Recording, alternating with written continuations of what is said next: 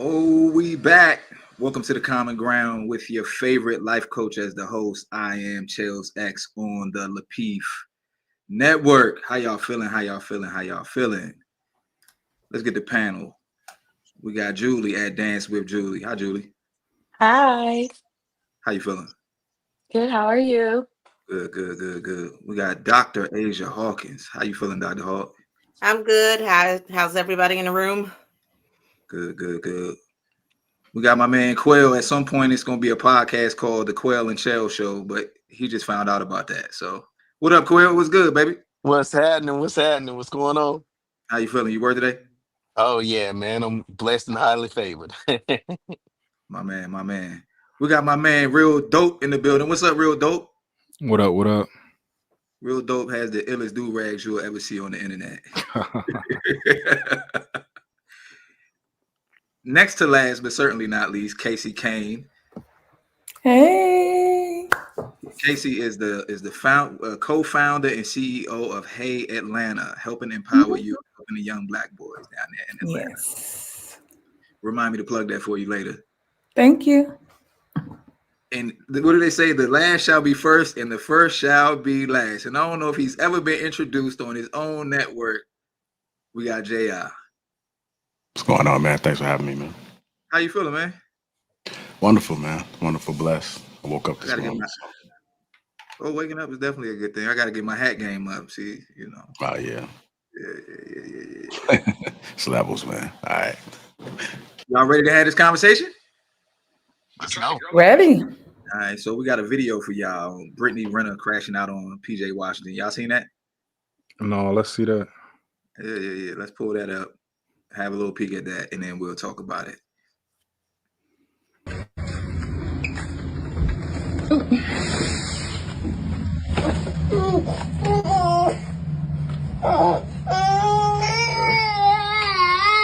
hold on, pause.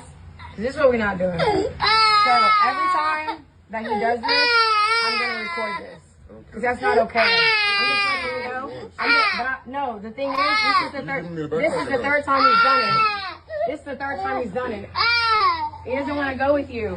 So actually show up and do something then with him. Because he does this every time. No, it's not. It ain't because anybody babies him. You gonna give me a bag and stuff? That's terrible. 3 weeks in a row. Yeah, no, it's not that at all. No, it's not. No, yeah, I will. But I'm telling you right now, every single time you come here and he cries, we're gonna record that. And it's up with me. Just know that it's up. What'd you say? What'd you say?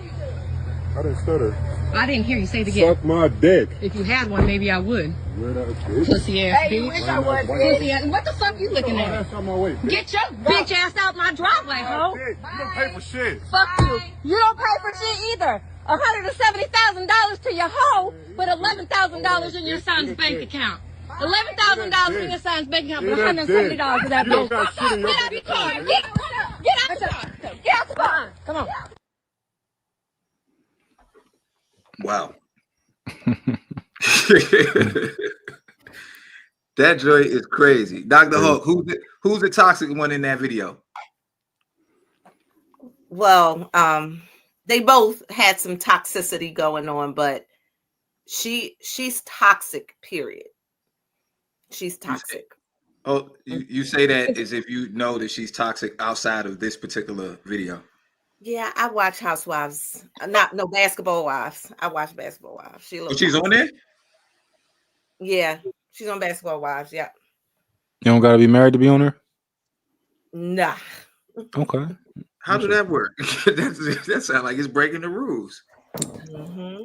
I mean, you don't have to be a wife anymore to be housewife, basketball wife. Nah, half of them up there ain't no wife. Who her boyfriend? Who her boyfriend on this show? PJ. What? PJ Washington is her baby daddy, but I don't know who her man is now. She was just married for like 2 days to what's the boy? Kevin Gates. Kevin Gates, yeah. Muslim marriage. And isn't she on an Islamic journey? She was supposed to be off of that. She was supposed to be. Okay. Okay. So do y'all think that their conflict is more about their personal issues, or is it about like parenting? It's 1,000% about their personal issues. 1,000%. This is classic. This is a lot of women do this.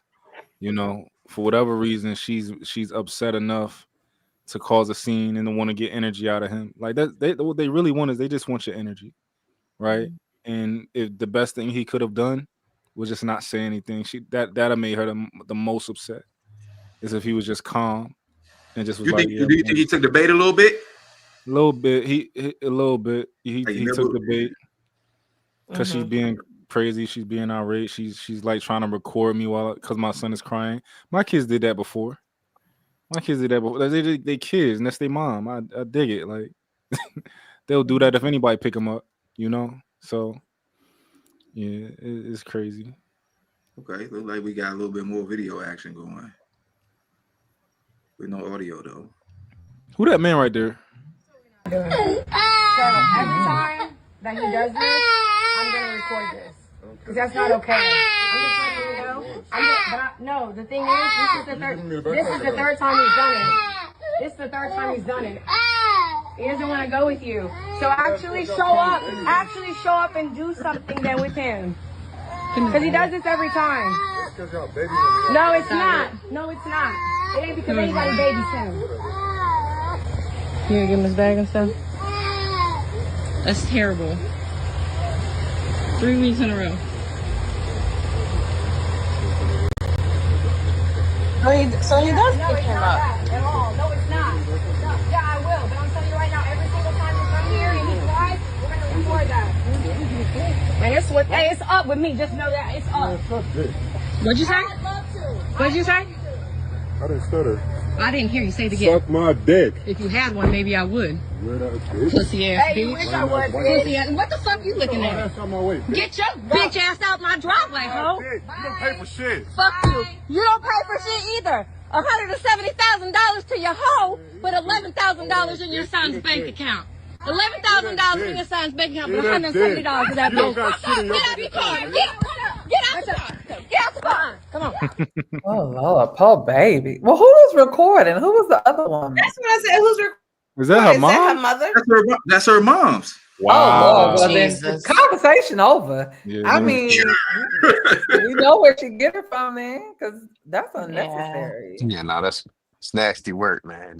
There's no way that it's, but it should be expected though. Like knowing her history, like that type of behavior shouldn't be a surprise. But he signed up for this, man. This dude signed up for it. Like I don't understand when people they don't think about this stuff until they got kids.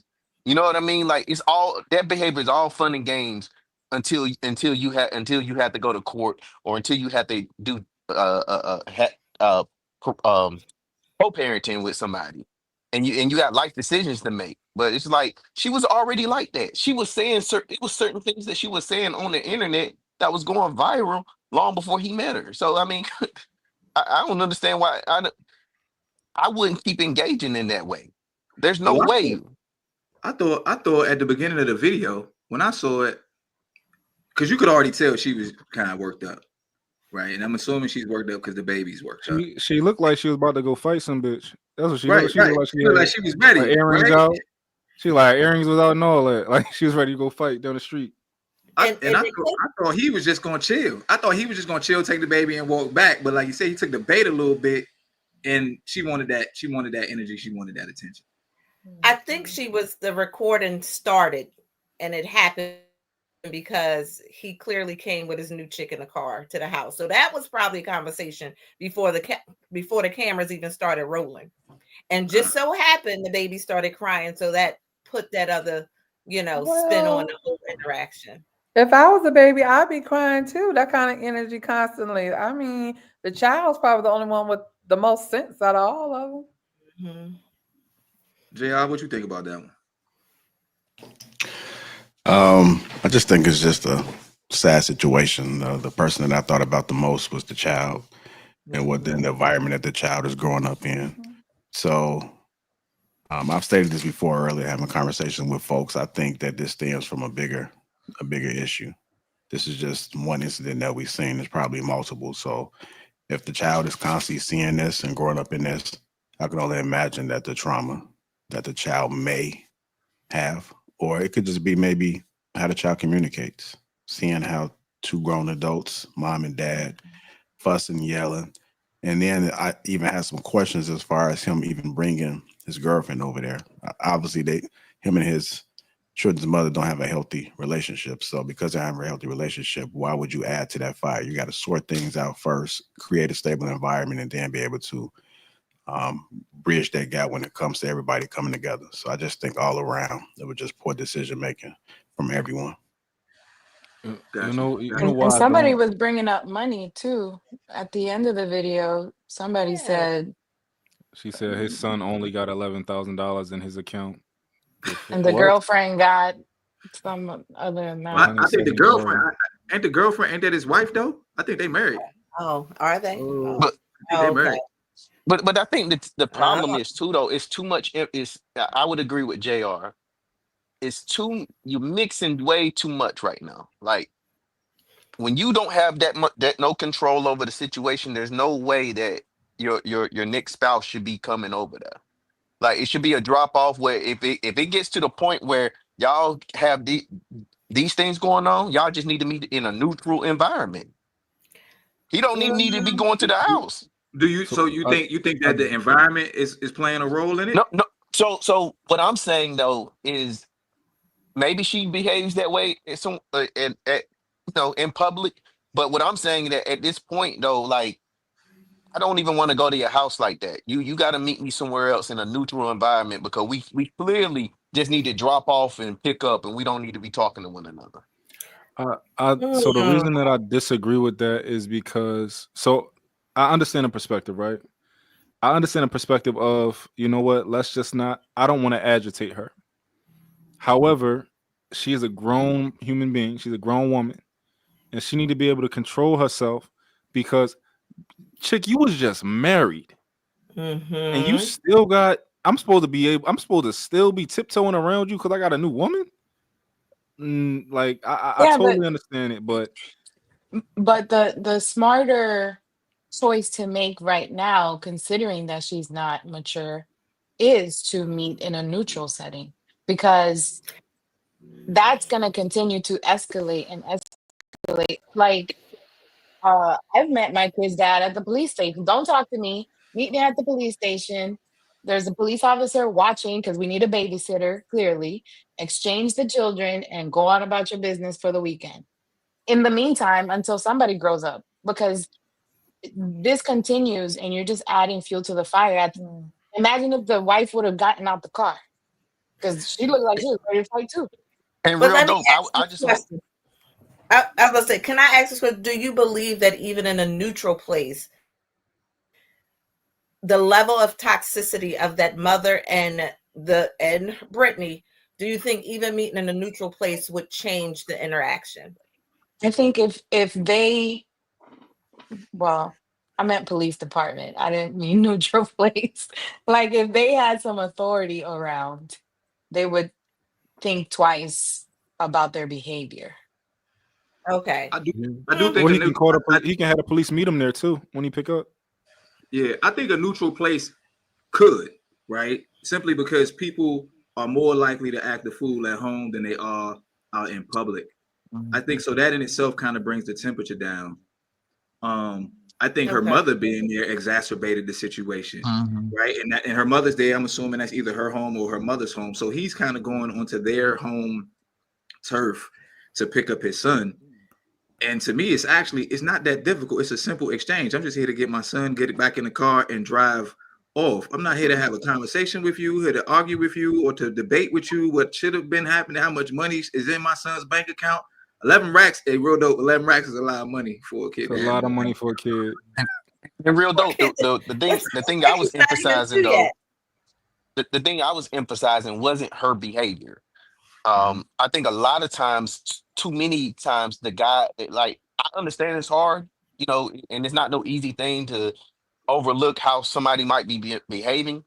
But a lot of times, man, it's not in our benefit to try to fight fire with fire in those situations, because we're normally the ones that get burned in those type of situations. Yeah. The law is definitely in their favor. So I'm saying, look, you until you get your ducks in a row as far as having more authority in the situation, I'm definitely not going in there trying to fight the way Yeah. that he just did. I Yeah. would imagine. I'm not Oh, go sure if ahead. he Go has ahead, a bro. court order or not. But honestly, so what I would do is I would let her do that. I would let her act crazy. I would be the calm person in the situation, and I dare you try and not give me my son, because I'm gonna document every time you don't give me my son. I'm Right. gonna And document it. You can record all you want. I agree with you real dope. That's my thing. I think that he kind of, and this is where he got toxic, because he allowed her behavior to then cause him to say, suck my peen. And that And was did you like, hear Dr. Hawk? Did you hear her mother's She response? said, if you had one. She said, "If you had one, I would." but that's what I'm saying. Like Mom forgot he got one. Definitely got one. he was, Wow. Mhm. What does it take for people to get to a point where? Because I had a child out of wedlock. I was 20 years old, but I've never had an interaction like that with my oldest daughter's mother. I But don't I know if think it's about your individual desire to display some character and some maturity, right? Like, I mean, I think, well, let me not make an assumption, but I mean, I know couples who have co-parented who've had horrible breakups, but they were mature enough as individuals to not display that kind of behavior in front of their child. So I think it is an individual decision. I don't think it has anything to do with they were married or not married. He just knocked it up. Whatever the situation was, that is a decision of how you want to display your character, your integrity, who you are as a mature person, right? Regardless of what the situation is. Like, all of that was a choice. That had nothing to do with who did what, who said what, who brought who over in the driveway. That is an example of who you are at your core. So it has But nothing to do with how the relationship came to be. You make a decision how you want to show up. but Yeah. I would even say though, Casey, I don't think nowadays we don't even know how to break up with people, because I think even in that situation right there, they're not broken up. They're not broken up. How they're treating it right there. And I've seen it so many times in my life with different people in my life, that half the time you're still attached to them, and your relationship is not based off of that child. It's based off of you having the relationship that you had with that person. That's what they're fighting like. They're fighting as if you're still together. Yeah, I agree. Yeah, I That's agree. what I was gonna say. I was gonna say that, Casey. Like, I think I agree with you that it's definitely a choice. Like, how you always show up is always a choice. But history does play a role. So if they was just jump offs, I find it a little more difficult for it to be that much animosity. But I'm assuming they were in a relationship, right? I don't know enough about them to know that or not.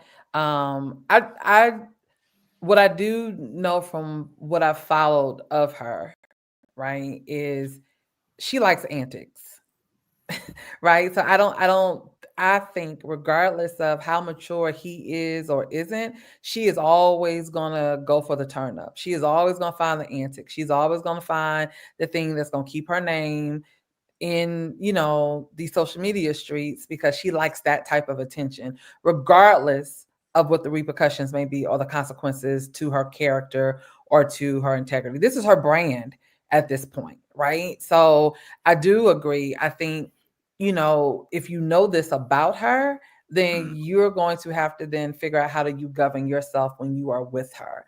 And that's not to say that he should not be upset or should not be frustrated, right, by having to go through all of this every time he picks up his child. I'm not saying that he should ignore his feelings either. I'm just saying that this tracks for her.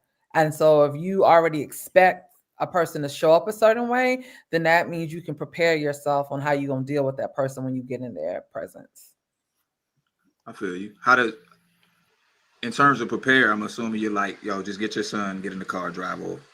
Don't even argue with her. Because they didn't even have like hello, how you doing? It was just this ain't gonna work and it's because the baby crying. Like kids always cry when they leave the house. That it doesn't matter. That's normal. But again, I think I don't know if someone said this earlier that she probably had the camera going because she was ready to make a scene. She was ready, right? Like this is who she is. Like she is always going to make a scene. Like even when I mentioned earlier with her and her, Islamic journey, all of that again was because won't nobody talking about her. And so now here she come, my life has changed and this and that.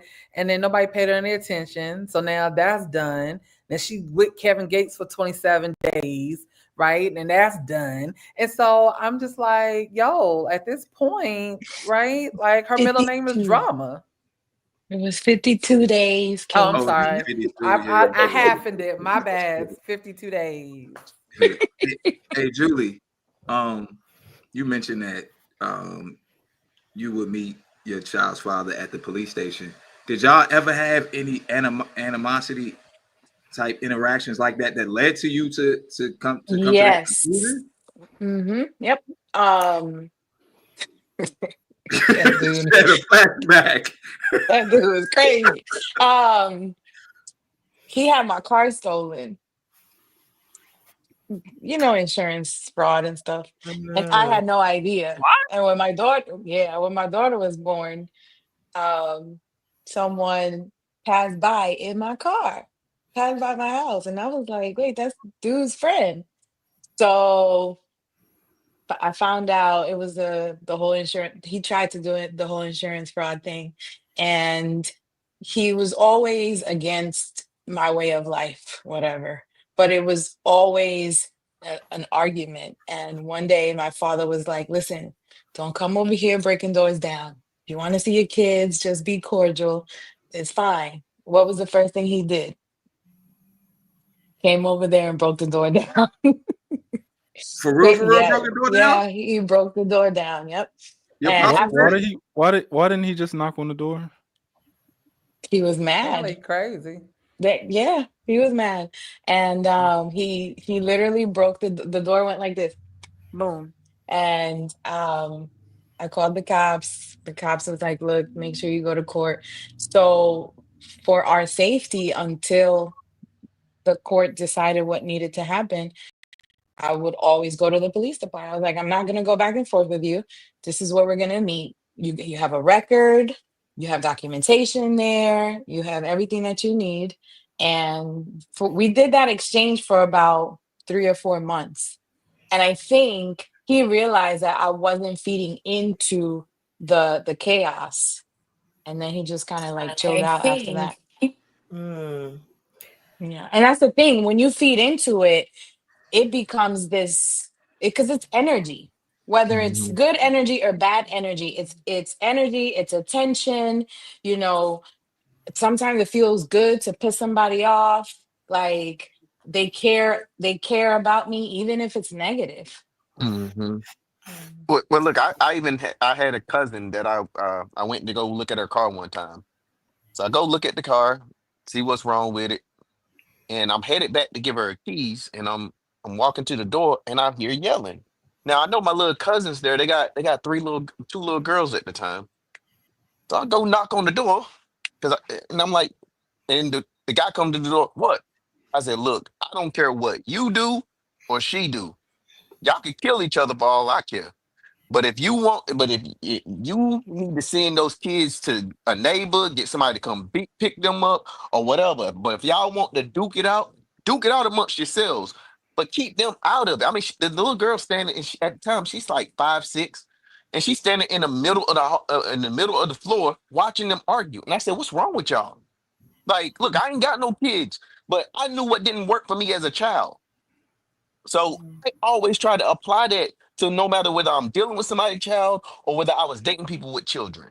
I knew what didn't work for me as a child, so I wasn't willing to involve myself in those type of situations."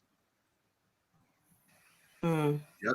I think Julie hit the nail on the head. Hey, Julie, did y'all have a court order, or did you just tell him like, hey, listen, I'll be at the police department. You can meet me there. We had a court order. Okay. Oh, so the Yeah. court. Yeah. Okay. Yeah, That's the what I was court. going to Yeah. ask too. Mhm. And every like 6 months, we'd go back to mediation and get an update or give an update. And when the kids got bigger, there was less back and forth. It was like, look, this is it. This is where they got to be. Here's the schedule.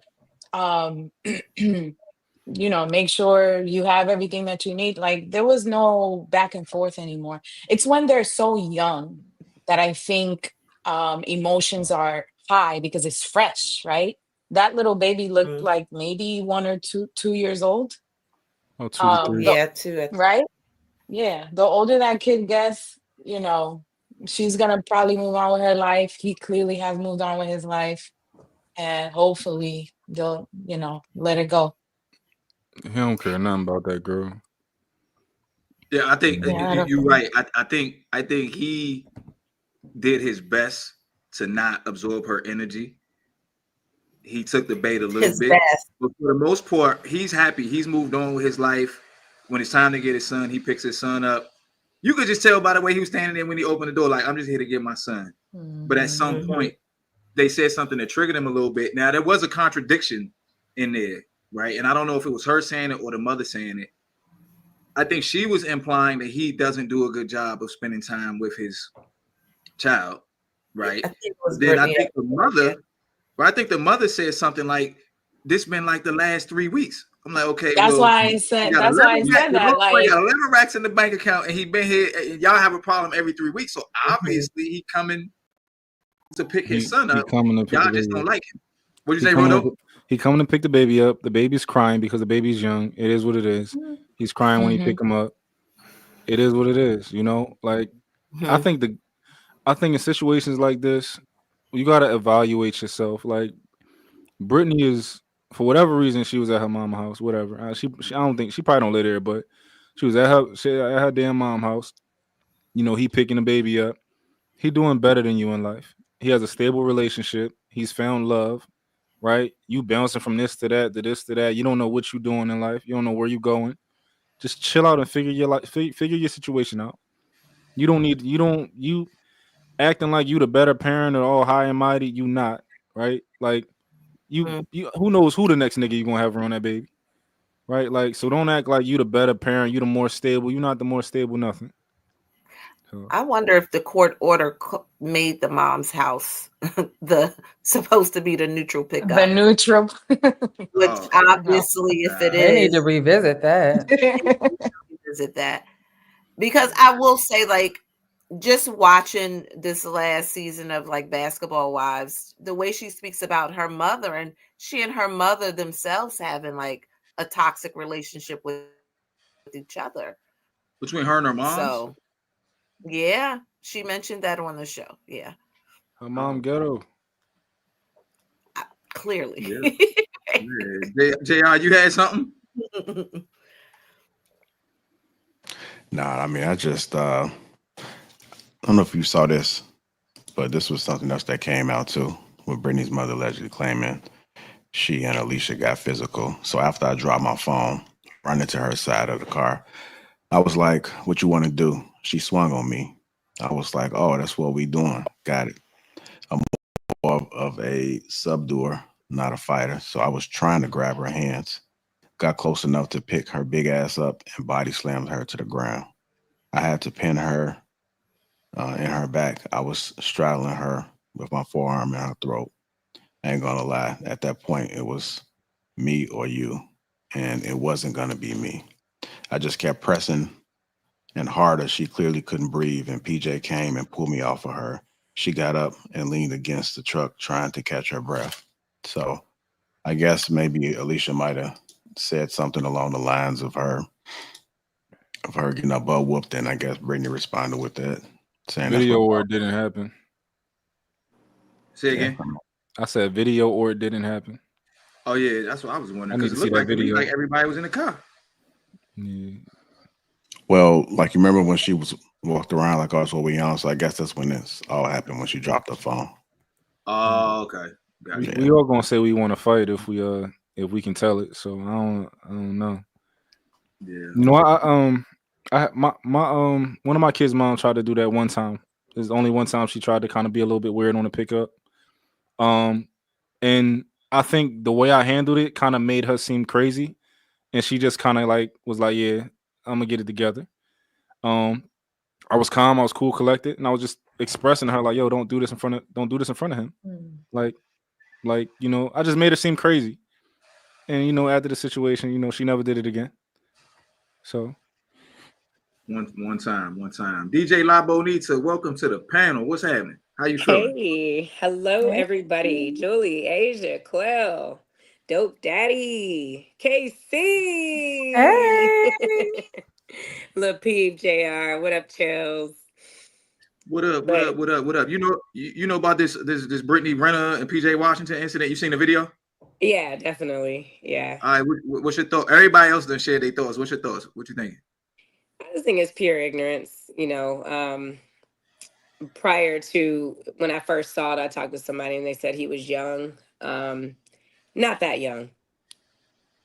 You know, that's not 27, about to be 28. That's not young. I'm sorry. I was married and divorced at that age with a career. Like, let's come on. That's not young. Age accountability is 13. I don't care. That's grown enough to grab the baby, grab the bag, and get a move on. You know what you're dealing with.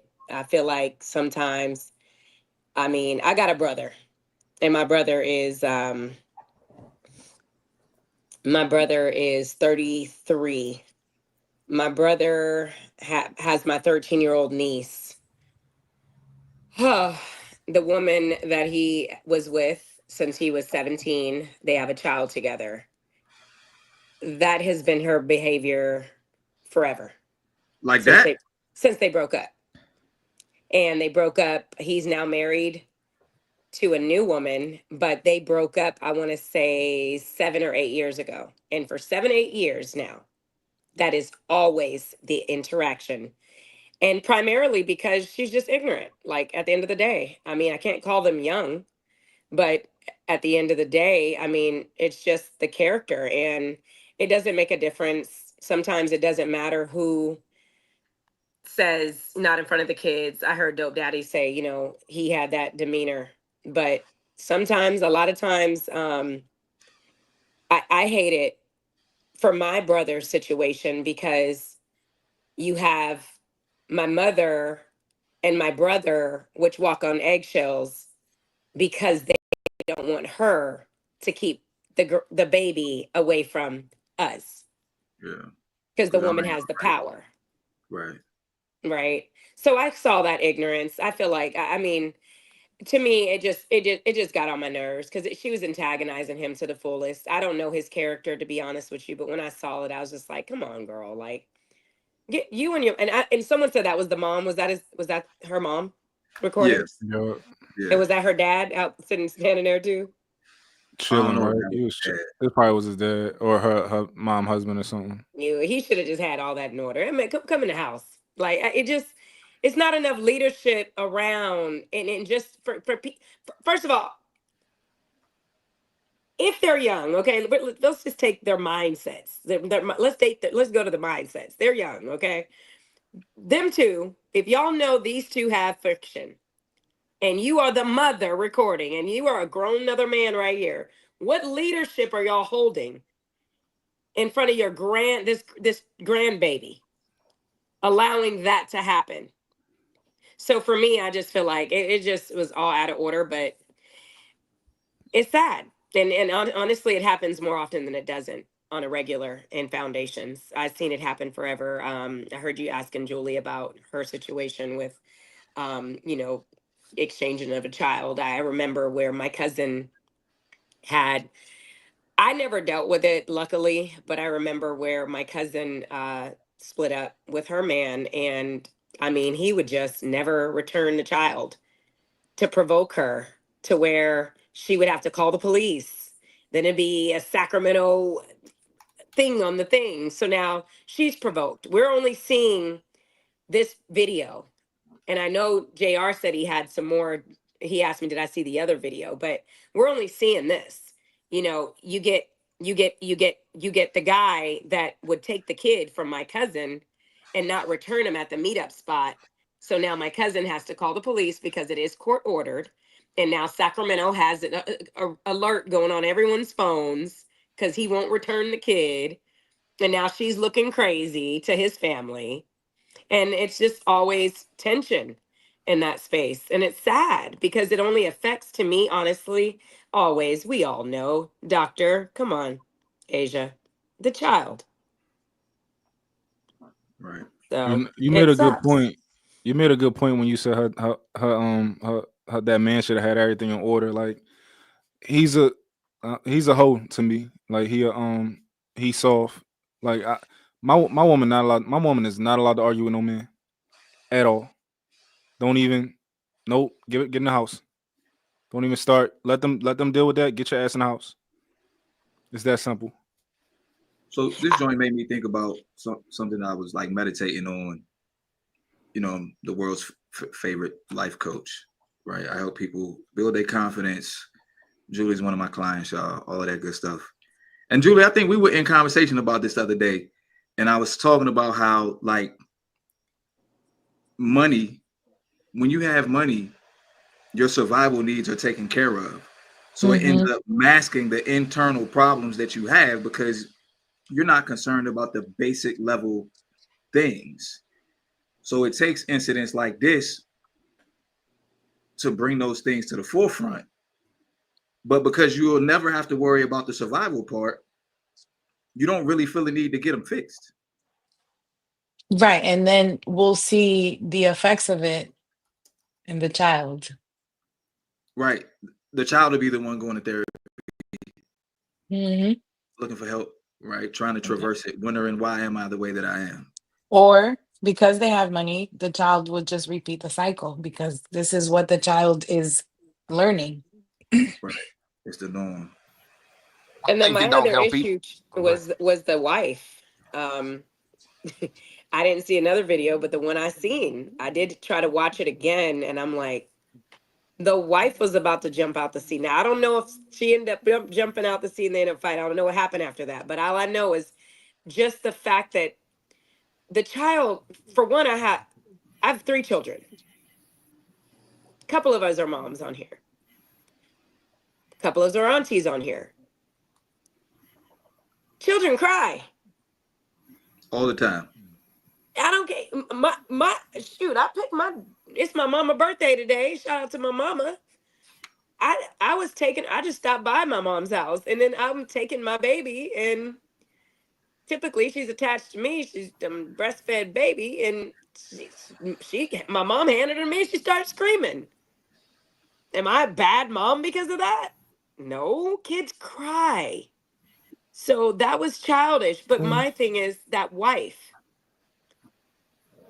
But again, we don't know the dynamics of their situations. But that wife was about to jump out the car, cussing in front of that child. So there's no safe space for that child nowhere.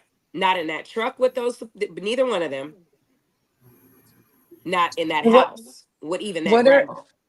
What are the odds that he just picked another version of Brittany?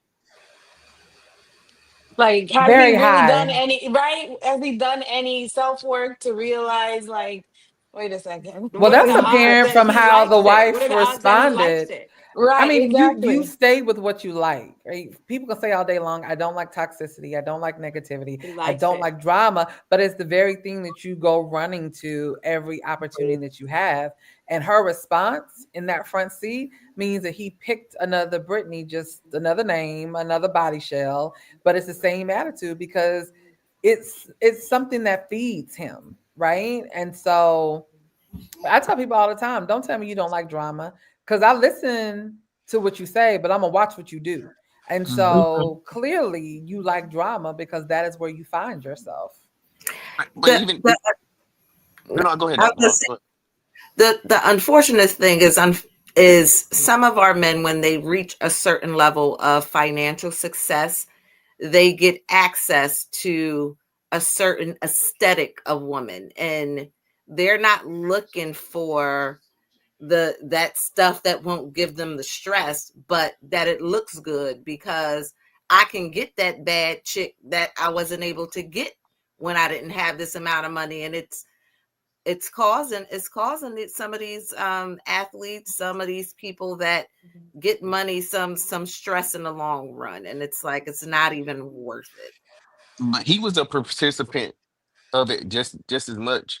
I mean, as much as we're saying like, okay, he tried to restrain himself. But my thing is, when I'm done with something and I don't want to be a part of it, I get the hell out of there. I'm not about to sit here and be going back and forth with you and start arguing with you and start wanting to do that. You like some of that stuff. Ain't no way I'm about to sit here and be in that predicament where it's like, okay, well, look, I got my kid, I got him in the car. There's no reason to talk to the mom. There's no reason to make any of those comments. There's no reason to keep him engaging, because that honestly, you're making your even if you're recording, even if if we're recording the incident. If you record everything, they can point you out for engaging. Yeah, I think No, I disagree. Yeah. Go ahead, get a pushback, real dope. So I disagree because, like, I totally understand that the best thing he could have done was probably not say nothing back, right? But I'm not going to penalize him for not doing the best thing. I think that he was relatively calm. He did throw a couple shots. He did say, "Yo, suck my dick," and he got in the car. He said a couple things, but for the most part, he kept moving. He's buckled the baby up, got inside the car, and everybody is not to the point in life where they're like, "Yo, I don't care what people say to me." A lot of people care what people say. And he's young. He's younger than she is, I'm right? gonna push back on you real dope. They're not that far apart. She's 33. He's 27, about to be 28. Like I'm 32. When I was 27, I was a completely different person. But this is what I'm saying. Real dope. I'm gonna push back on you because Quell's right. Like, you get in and you get out. That was my issue with him. If he was my brother, forget the bag. Go. You got enough money to go buy a new backpack, diapers and wipes, and an outfit. Like, go. Like, you're letting, if y'all look at the video, he's submitting to what she's saying. He's letting her tell the narrative of the baby crying. Get your baby and go. You know this is drama. Her mama's sitting there with a phone. Get out of there. Like, it should have been stopped right there at that door. As soon as that video started, he should have grabbed that baby. He had the baby in his arms. It wasn't like she was holding the baby telling him. The point was, get the baby in his arms. He did not. He stood there. He did not walk away. The mom said, "Are you going to give him the bag?" And then that's when she started following him with the bag. But man, forget the bag. He could have just got in the car. He likes that mess. I don't care what nobody's saying. I wouldn't say that he likes it. And this is me looking at it because no. I'm going to be real. I'm going to be real.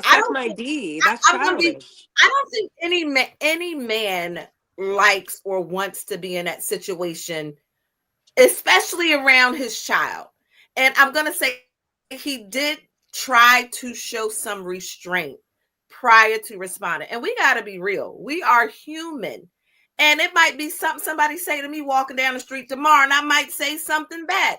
So we got to be real and say, ideally, yes. But maybe he learned this time from this, because this may have been this time that he may have responded even more the last time he was there.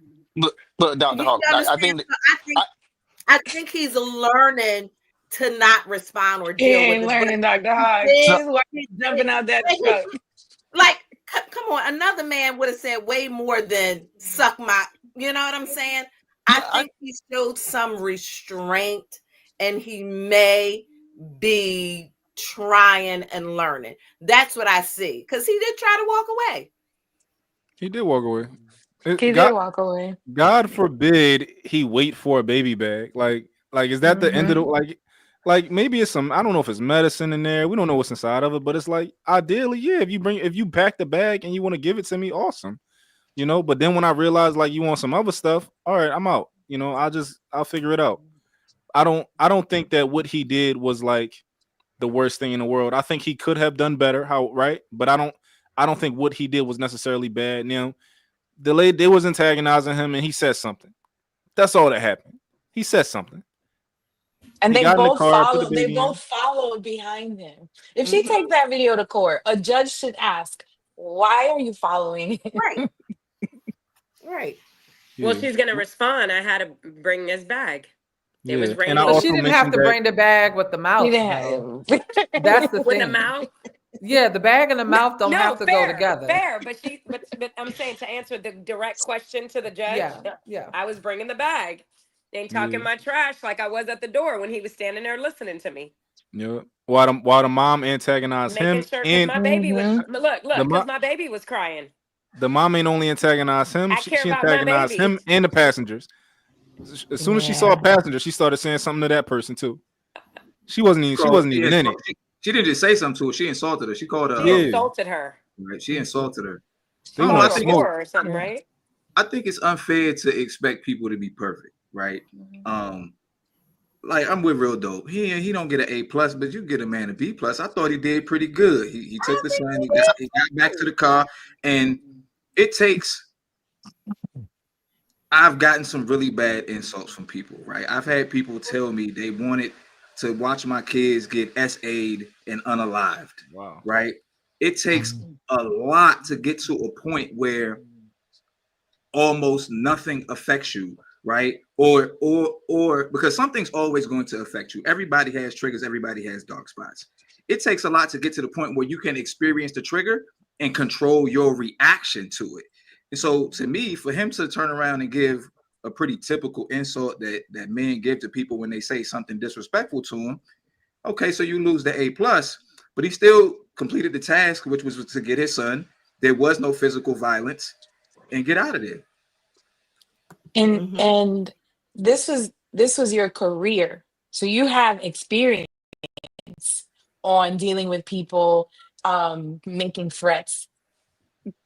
This young man, what real experience does he have? Like, what real experience do any of us have when dealing with people who are instigating us and pushing? Because that's really what they were doing. They were trying to get him to act out. But the thing that I would say though is we have experience with these people that we deal with. We know them as people. We know who they are, and they know how to push our buttons. Right. So I guess that's the thing that I'm emphasizing, that this is somebody that you had ongoing relations with. And you know who she is. You know what she's trying to do. You know what she's willing to do at some point. So that's what I'm emphasizing, like above anything else. I'm not saying we're not perfect. I'm not saying that sometimes I don't say some things that I don't mean, or I say it egregiously and people get through to me. I'm not saying that. But I'm looking at the lens that I'm looking at, especially somebody like that. I'm very mindful of what situations I put in that particular situation with that person.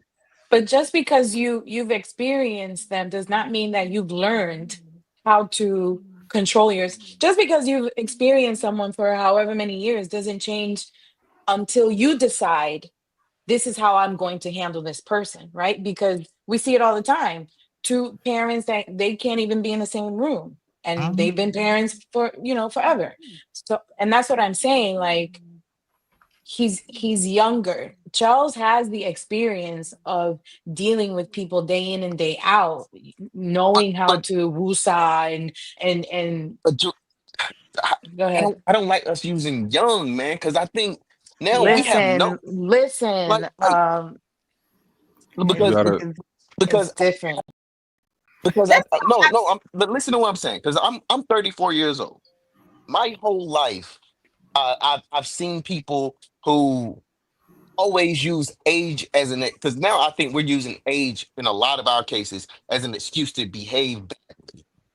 And a whole lot of people do that because I was young, this happened because I was young, or this happened because this person was young. No, a lot of people now are at a young age and have a good understanding of what they're doing, and they decide to do it anyway. So I don't think it's a young thing. I think it's a choice thing. I think sometimes maybe it's ignorance, but I think sometimes people make the choices because they want to make those choices. So I think that when it comes to this, like, so a 27-year-old knows right from wrong, right? Right. However, this is not about right and wrong. This is about doing the best versus doing something that you take. I can tell you to suck my dick. I'm a grown man. I'm not saying nothing illegal. He didn't do anything wrong, right? But with age, the older you get, the wiser you get. Once I'm 32.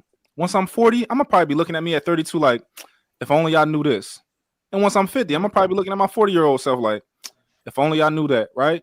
We continue to wisen up. Like, age actually does matter when it comes to like certain things. Now, of course, like, he's 27, so he should know the laws, obviously. But there are certain things that with age, when he's 35, he might look back and be like, you know what, I probably shouldn't have said nothing. I think you're speaking on experience, because age has very little to do with it and more to do with experience itself. Because we have a whole lot of people. I think one of the things that we forget when we have that particular debate is that we cannot put experiences on a linear scale, right? And so some people are going to get experiences earlier and some later, but the reality is that we can't ever dictate when that experience is going to come. So we can say, generally speaking, by this age, you might have had this experience, but I'm with Dope on this one. You don't know how you're going to respond until you are in that environment, into that situation. And so that experience does not come until that happens, because this may have happened when he was 27, but what if the first time he experienced that was at 47? Are we going to say that at that age he should know better if he's never experienced that before? And so I think we just have to be mindful that knowing better and the age you are has less to do with a time sequence of when certain experiences come our way. And I think and that's what I said, I think it was an unfair assessment to say that he liked it, because nothing in that interaction said that he likes that. I'm going to be perfectly honest, and this is me inferring and seeing how it all went down. The last time he was there, he was by himself, and I think her and her mother tried to jump on him. So he said, I'm bringing my woman next time, so if they try something, she going to get at them instead of me putting my hands on them women. That's what I see, and that's why they had the camera rolling before they even opened the door. That's just my assessment, or me inferring based on what I saw. So I don't. I think he was fully provoked. I do think that, but only reason why I say he like it is because of the fact that we all implied that he just found him possibly another Brittany, and so in the space of that, I don't think that. I'm big on character, and I just don't know. I don't know men that'll just say "suck my D" to a woman. Oh, there's plenty of them. La Bonita, we live in Atlanta. Listen to my words. We live in Atlanta. Listen to my words. I said I personally, let me correct myself. I don't associate with men that speak that way. So character, age. My brother would never say that. And he's young, but he would not say that to a woman, especially a woman he has a child with, because he loves his mother and he loves his sister. So he's an honorable young man in my eyes. So I'm not saying anything about PJ, but what I'm saying is, what I do know is a lot of times we are what we attract. And based on the character with that door still open, he said something while putting the baby in there. And she said, say it again. He said, I say it louder. I said, suck my D. So he said it as he was buckling his baby in front of that baby. So believe it or not, I mean, yeah, he did his best, but sorry, I'm with Quell. You should have got that baby and got up out of there. You drama, they drama, everybody drama. Just get up out of there. Yeah, but the thing is, La Bonita, is that we don't learn in theory. We learn from experiences, right? But we don't know that, right? We don't know how like let's say he in the past has gone through anger management. He's body slammed people before. He's beat on women before or something. And now he's just making his way to the point where he can get to where you and Quell are saying he should get to. It's like judging someone Dr. Hawk. It's like taking a student that has a D. He's making his way to a B, and his parents are like, well, why don't you have an A? It's like, well, God damn it, because I had a D 3 weeks ago. I'm doing the best I can. So I told her to suck my right, and then I got out of there. I ain't slapped shit out of her. Give me some credit. I'm working on these triggers here, and so people are who they are, and they are who they are based on their experiences, and so. We don't know what he saw growing up. We don't know what his week was like before that. We don't know, what it's like to be an NBA ball player. I'm sure we all look at it and say, oh, they make a lot of money, it's good, right? He might hold a lot in, and that would have been just the one moment that he popped off. That's a pretty good pop off. So to emphasize what I'm agree. saying and why I'm saying it, I'm not saying that we don't deserve grace. I'm not saying that people don't deserve the chance to actually get it right. What I'm saying is that there's a certain expectation, especially when you have lenses on you, that people are going to have. Not saying that I necessarily agree with that. I think everybody should have a chance to get it right. But I do think that sometimes you don't get that second chance, though. So in some circumstances, you don't. Like, you only get one shot to get it right, and it just takes the right person to see it. Where it's just like, man, I probably shouldn't have done that in that moment in that way. But it's all speculation. I can't speak on it. I don't know. It's a lot of variables we don't know, but I'm just speaking on it from what I see and my understanding of the situation looking on the outside. You know, it's one thing I'll say. Women change based on what they got going on in their life. I've experienced it. Not nothing like that, but I can tell when like chicks ain't got nothing going on. Oh, you don't got a man right now. Oh, you trying to figure stuff out. Like a lot of times, like she could have been cool all the way up until this point, and it's like she don't got a nigga no more. I'm bored. I remember you. Let me try and get some energy out of you. Let me try and get some of this off on you. Listen, they get like that, and I don't listen. When it come to him saying suck my D, listen, man. I don't care if it's a woman. If it's more disrespectful if it's a man. If you say it to a man, it's designed to say it to a man, but like. If it's a woman acting crazy, like she wasn't acting like a woman, she was acting like a B word. She was acting like the ghetto. She was acting like a scum of the earth. You 50-something years old, probably 60, out here ready to fight.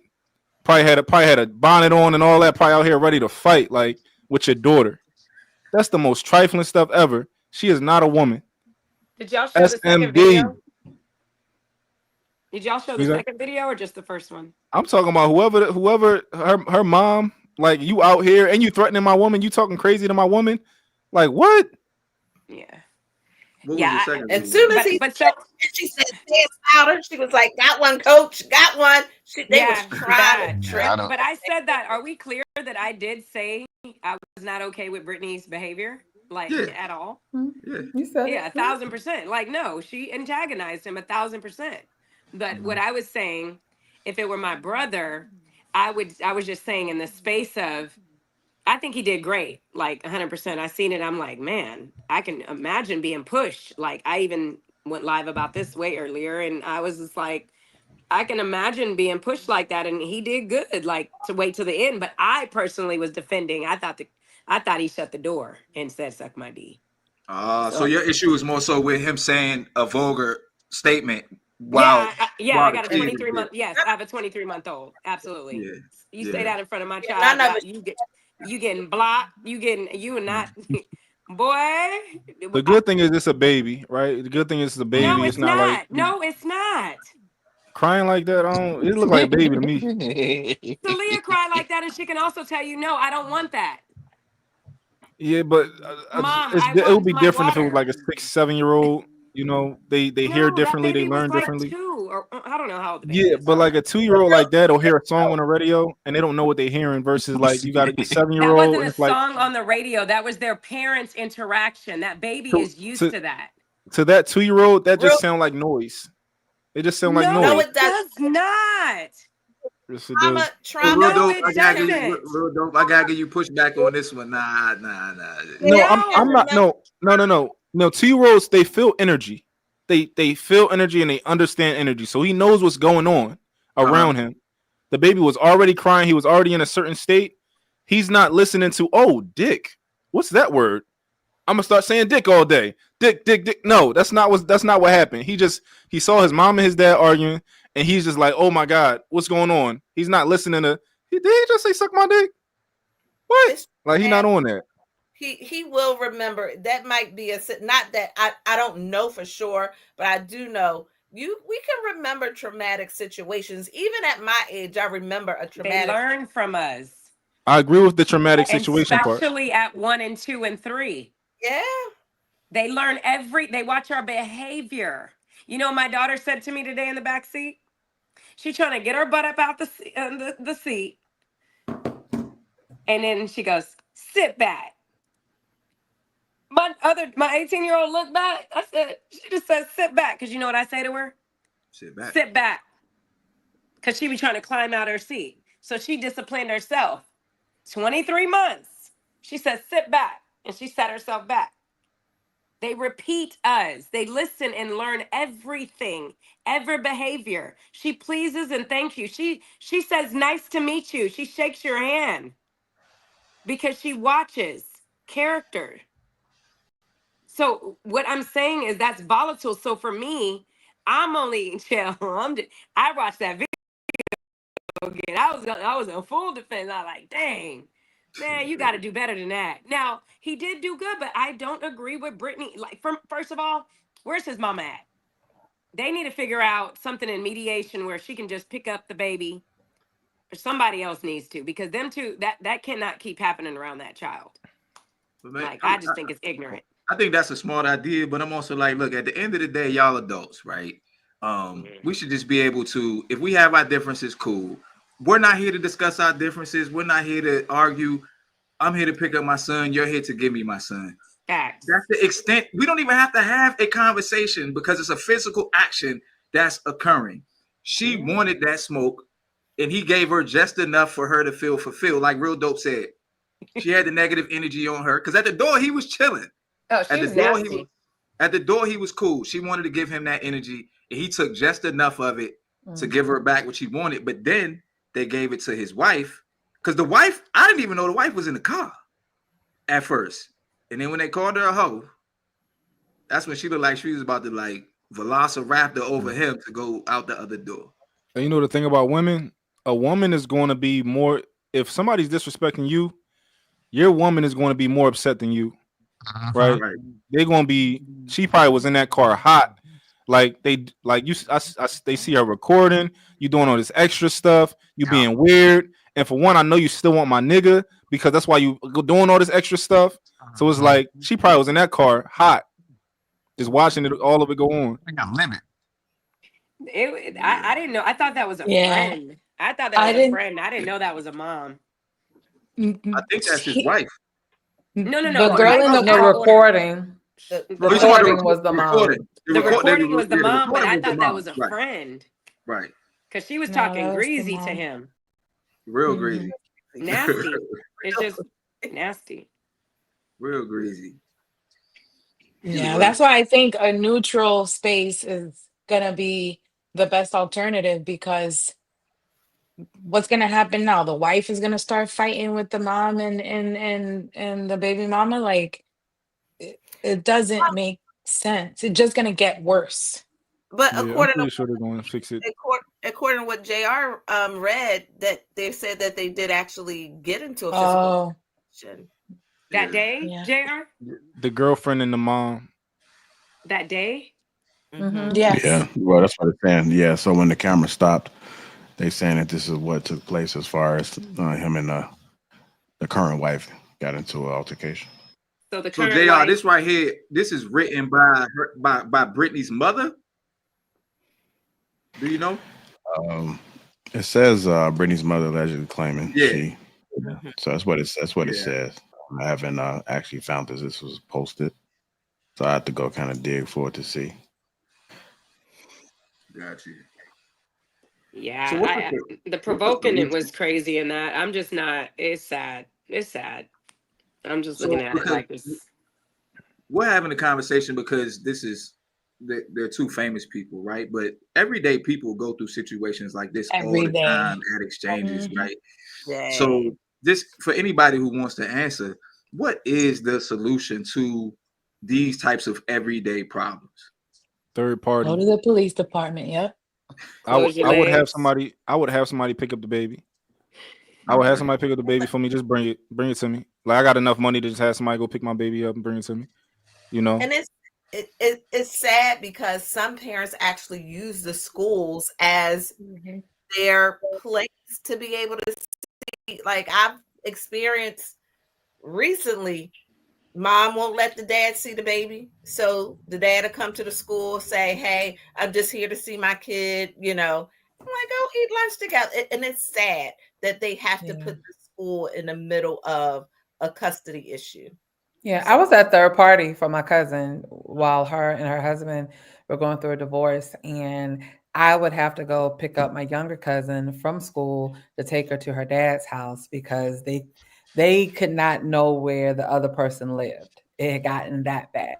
And so anytime there was an exchange between them and the school could not be used, then they would have to coordinate through me, where I would pick my younger cousin up and then drop them off to whoever the other parent was.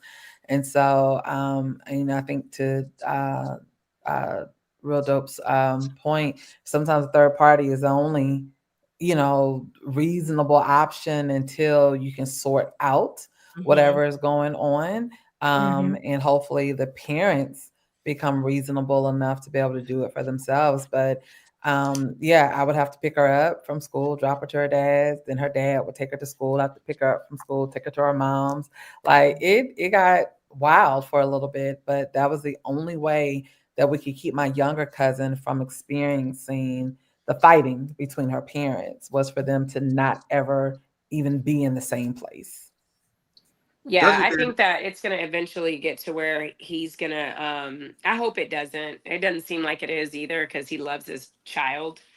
But it sucks that has to be, especially if there was a fight after, I think that would have been recorded, right? But I guess not. But I feel like it's just too much tension everywhere with everyone in that connection, and it sucks. But in reality, to answer Chel's question, I just think people have to grow up. Like I don't, you have to grow up. You do. I mean, to be a parent, if you are a parent, grow up. Is there a grow up book? Because they need to grow up, because honestly, it's still going to be the same thing. You can have mediation childishness. I've seen stuff happen where somebody's sending clothes to the other kid and they never open a door and get the packages. I've seen ignorance just happen altogether. It's just stuff that doesn't even have to be words exchanged. It's just childishness within people every single day in child custody. It's just grow up. Like, just grow up. I got a solution. You Call can go you. to www.iamchellsx.com and get you some life coaching. Don't tell your baby mama to suck your D. Don't be starting no smoke, bringing your mama out. You ain't got to do none of that. All you got to do is go to www.iamchellsx.com, and I help you get over your triggers and all of that good stuff. Shout out to my man Lapeef, the Lapeef Network. This is the common ground on the Lapeef Network. So we does anybody else have anything else on the whole Brittany Renner, PJ Washington incident? Because we kind of got a two-part show today. Yeah. If people got a little bit of money, a little bit, nannies are not expensive. They're actually not as expensive as you would think. So you got a little bit of money, have that nanny go pick that baby up. Like, have that nanny go pick that. I don't even want to look at that girl because I that's fine, but I'm tired of. I'm in a world out here where these nannies are the parents, and that's sad. And I think people need to do their job and grow the fuck up. Like, I'm sorry, excuse my language, but I don't like all that. Like, I love where Kacey can step in and help, but what I'm saying is, at what point do kids get to see a healthy, functionable two parents communicate? Like, it's crazy. No, they don't. So kids don't need to see dysfunction, but I think when a kid is 3 years old, he doesn't necessarily need to see his mommy and his daddy, jump, really nice to each other. Like, it's not necessary at that age. At a certain point when he grow up, yeah, He'll be able to see mommy and daddy talking and stuff like that. Right now, he's a baby. It's not necessarily necessary right there. They'll get over it once that baby is 10 years old. He gonna get over all that stuff. Mommy gonna be calling him like, hey, he's saying he want this for Christmas, and they gonna be doing the thing. But right now, she a little bit salty. And I'm not gonna fight you. a I'm lot not of gonna other fight you on your countries, age. a lot of other countries and a lot of other cultures have help on the regular. We don't over here, but like if you go to many African countries, it's normal to have help, and it's not It's not as expensive. It's just normal. So having help is not a bad thing. Real though, I'm unclear. Are you saying that having a nanny or someone else do the pick up and drop off wouldn't have an effect on the kid, or are you saying the parents arguing in front of the kid doesn't have an effect on the kid? The parents arguing in front of the kid will always have an effect on the kid. However, I don't think it's necessary for the child's development to see mommy and daddy do the handoff. I don't think that's necessary. Okay. Yeah. If it's gonna be contentious every time, is what you're saying. Right. Just in general, like even if it's not contentious, I don't think him seeing that is going to be as beneficial as people think it would be. I think it's just something that just doesn't have a return at all. It's just so it's the communication altogether. Like, right, say it's his birthday next week. They have to communicate, right? So then to me, I'm thinking this is what's gonna happen. They're gonna have two different parties. Mama gonna have a party. I hope they do. That's fine. There's nothing wrong with that. Separate type of thing, and that's fine. But what I said is just say the baby's sick, gotta go to the doctor, have to have a surgery. Some family's gonna have to be together. Like, I just need people to get along. Take a text message. Listen, I have a cool relationship with my children's mothers. All of these things take text messages. Like, these are not things that's like, yo, I gotta see her face. Call me, whatever you like. All right, the doctor said this. Okay, cool. Text me, the doctor said that. Okay, it's so easy. It's not as hard. Now, I get it. Like, if it's contentious, it's contentious. But if it's not, it doesn't have to be this kumbaya thing that everybody's my parents wasn't even like that, which is cool. Like, I never really got to see them interact. I didn't need to see them interact. It's irrelevant, I know that's why you feel like that. That's what I get it. Yeah, but it has no bearing on your mental state or your relationships moving forward. But you saying it's no bearing on a 3-year-old, they maybe later when they're 10 is wild to me. What I'm saying is when he's 10, that's when maybe it's more relevant to see, like, what is the relationship that mommy and are they able to cordially talk? Can I see my mom and dad talk? He's a 3-year-old. If a nanny is picking him up instead of mommy and daddy doing the handoff, that's irrelevant. So 10? No, we talking about the 3-year-old right now. The unfortunate thing is, first of all, like, I'm not going to say him because I didn't see enough of him to say this, but for her, she's in a place where she needs therapy and she needs a life coach like Chells, right? To be able to work out some things, because she's clearly using this as a pawn or a way to try to control the situation between she and him because of how she did it. She's lost control in some other, place in her life that now, if I can control this situation with my son's father, I am going to try to do that. So yeah. So real dope. I was gonna say though, my parents argued a lot when I was like 3 or 4. Okay. And this is what they say, in psychologists and stuff say. They say between the ages of birth and 7, the human brain is operating. It's like a sponge. It operates on like the brainwashing type of level. It's like alpha, theta, one of those states. And so while you might not necessarily see, or the 3-year-old when he's 10, 11, or 30 might not know consciously why he or she is the way he is, those arguments that occur or the lack of seeing a mother and father communicate amicably can and will play a role in how that child reacts to situations growing up, right? So let's say you have a 3-year-old who's actually wise enough to understand that my mom and dad aren't getting along, and so they need someone, so we have to have someone else drop me off, right? That's different. Okay, enlighten me. So if we're talking about a 3-year-old understanding that my mom hates my dad and they hate each other and they fight, so now they have to have somebody else come in between them, that's different versus just literally having somebody else drop the baby off and pick it up. Like my my daughter's mom, like it's her sister always dropped the baby off, not for any particular reason. She just like, yo, can you take the baby to our dad's house? We don't. So I don't got no type of consensus. I got you, but the example you're giving is different if we're having a conversation based on the video, though, right? So Yeah. the child in the video is experiencing all of the toxicity, and so what I'm saying is the way the human mind ends up working is whatever you experience at a very young age, it really becomes a core part of your personality, right? And so, but the thing is it's difficult to track back. So if that 3-year-old, let's say the 3-year-old remembers this moment as a core memory. I have memories of my parents arguing at 3, and I know it has an effect on who I am today, right? But from that, we say, okay, from now on, we're gonna have Auntie Kacey bring the baby, take me back and forth, right? A 3-year-old is conscious or cognizant enough to begin developing the subconscious thought that I have to get someone else to solve my problems, right? So the problems that the parents couldn't get along, now when a 3-year-old's 20 or 30, they can become codependent on people, but not necessarily know that it came from their parents not being able to get along. And then you got to spend 10 years in therapy trying to figure out that it goes back to this particular moment. So I'm not giving you pushback on the idea that it's a good idea to have the other person drop them off. But in this particular situation, the whole situation can play a role in the way that child operates for the rest of their life. Yeah.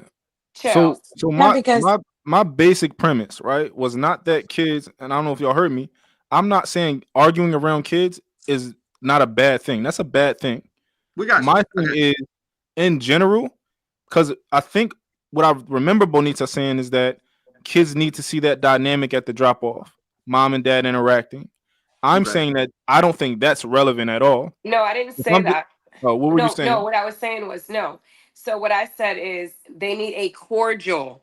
If that we're referencing the video. So I'm only referencing the all the parties that need therapy by Chells right there. Like I'm not referencing anything but that video and the people in his original question, what can we do to change that? So I'm only referencing the drama aspect. So I'm only Okay. saying if people need to grow up and get to a level head to where because it's volatile to a child. Yeah. That's what I'm saying. Yeah. yeah. So some other solutions were like drop the baby off. I mean, do it at a police station. So Yeah. my solution was simply have the person who helps take care of the baby drop the baby off, which she probably dropping the baby off and taking them other places. Drop the baby off to mommy also. But if you compare that to drop the baby off every time until he's an adult at a police station, which is better? Yeah, but I also said that's what I'm saying. I also said his mom. I'm down with that too. Whatever works for their situation. I was like, maybe he needs to get his mom because and I don't know, maybe the grandma because the mama didn't got in a fight now. Her mama didn't got in a fight. So I don't know. But I'm just saying I'm fine with that too. But just discrediting a child at that age, what's not important. I was gonna speak to that, Chells, real quick. My daughter, this is for you, Dope Daddy. My daughter's not even 2 yet. In October, she'll be 2. My mom has a cane corso, it's the big dog, big old Yeah, dog, big dog. big dog. Okay, she had 15 puppies recently. My mom took the puppies and put it in a different. I don't know what she did with the puppies, but my daughter was right there. My daughter has loved dogs forever. Dog. She loved dogs. We sit and count dogs. The dog ran, bumped my daughter, fell on the ground. She's been traumatized ever since. Anybody, the neighbor even came over with her dog because every day was a thing. She'd come and knock on my window so that I can bring Celia out to see the dog. Now she's traumatized because the dog, but now the dog didn't do it on purpose. The intent wasn't there. Listen to what I'm saying, Dope Daddy. Mm-hmm.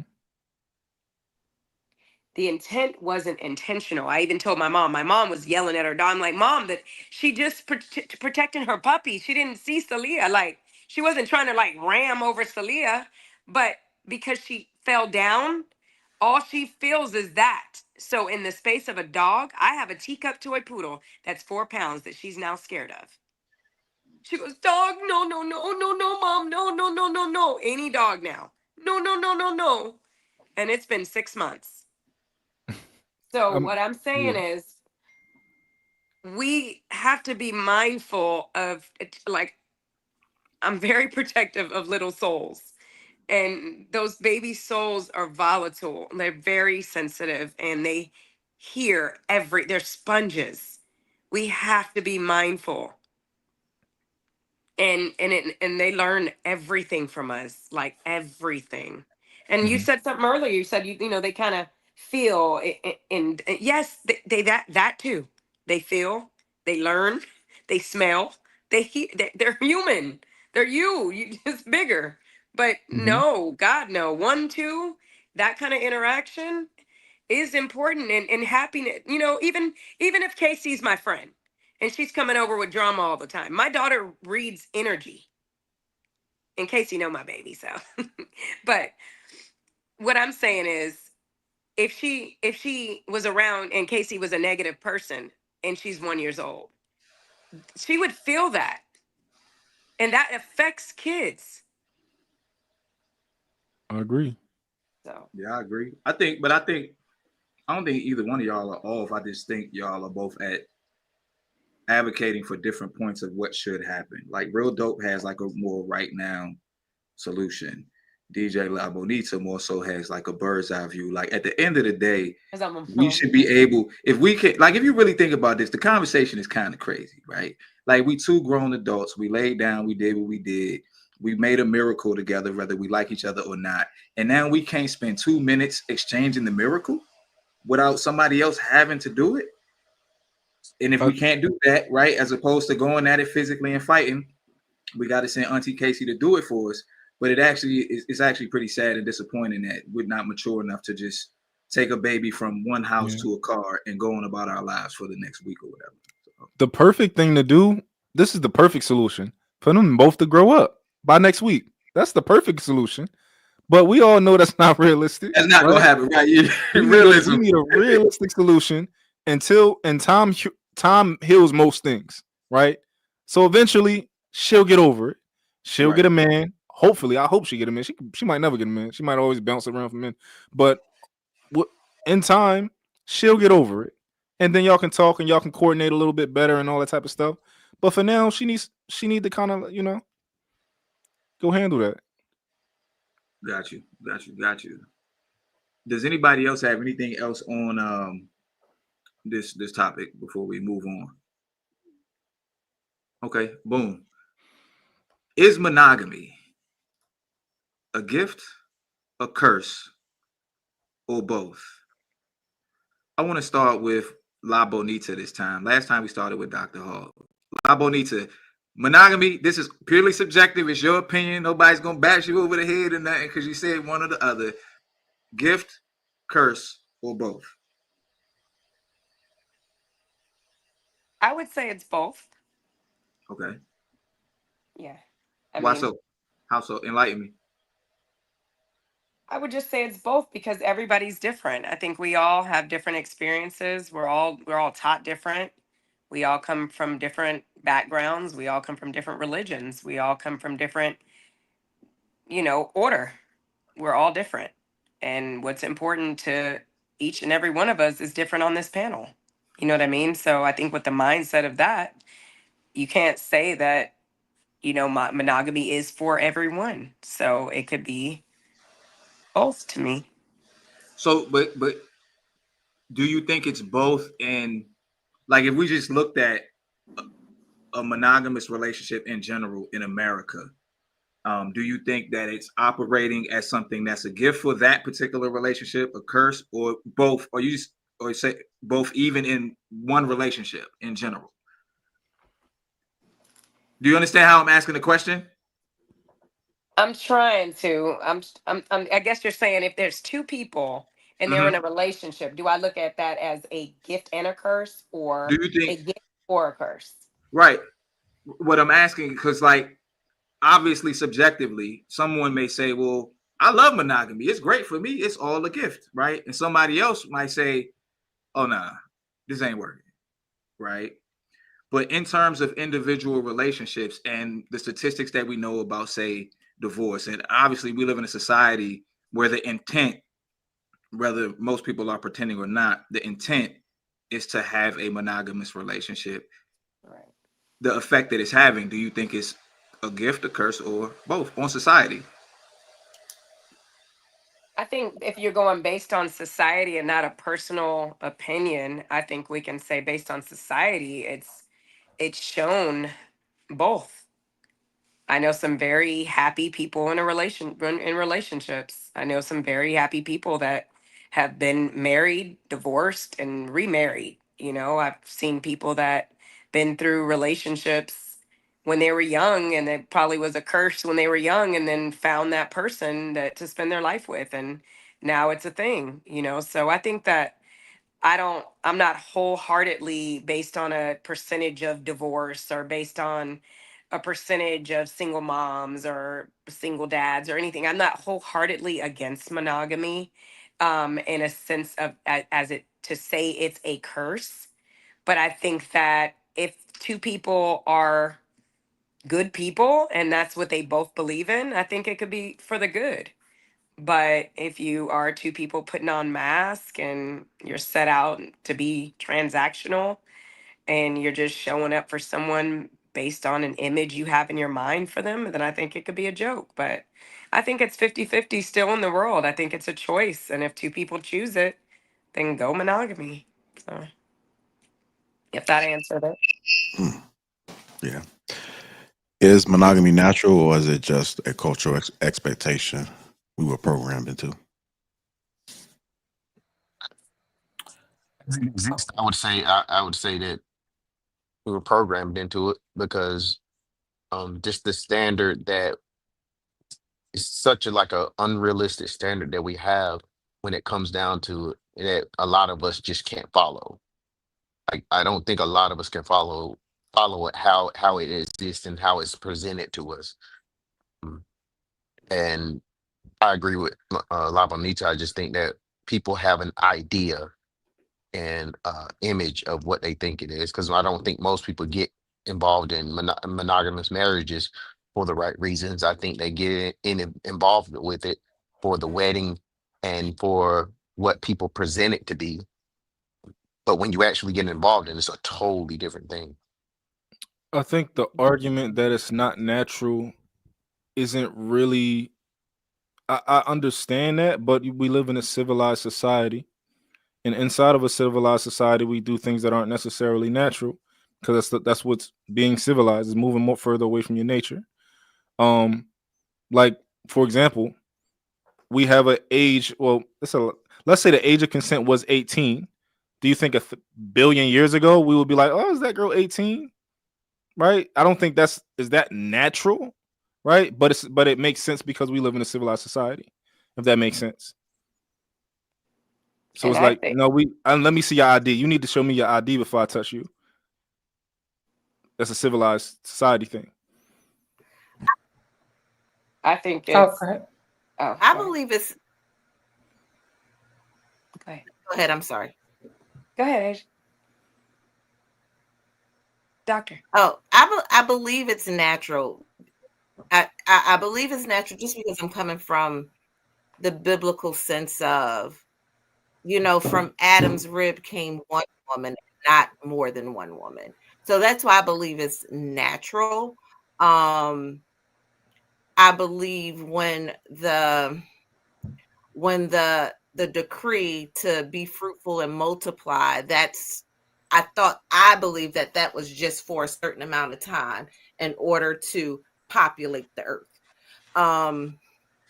But to Chells's question, I think monogamy is good for the person who desires to be in a monogamous relationship. But both good and evil for those people who only choose monogamy because it's what the social norm is.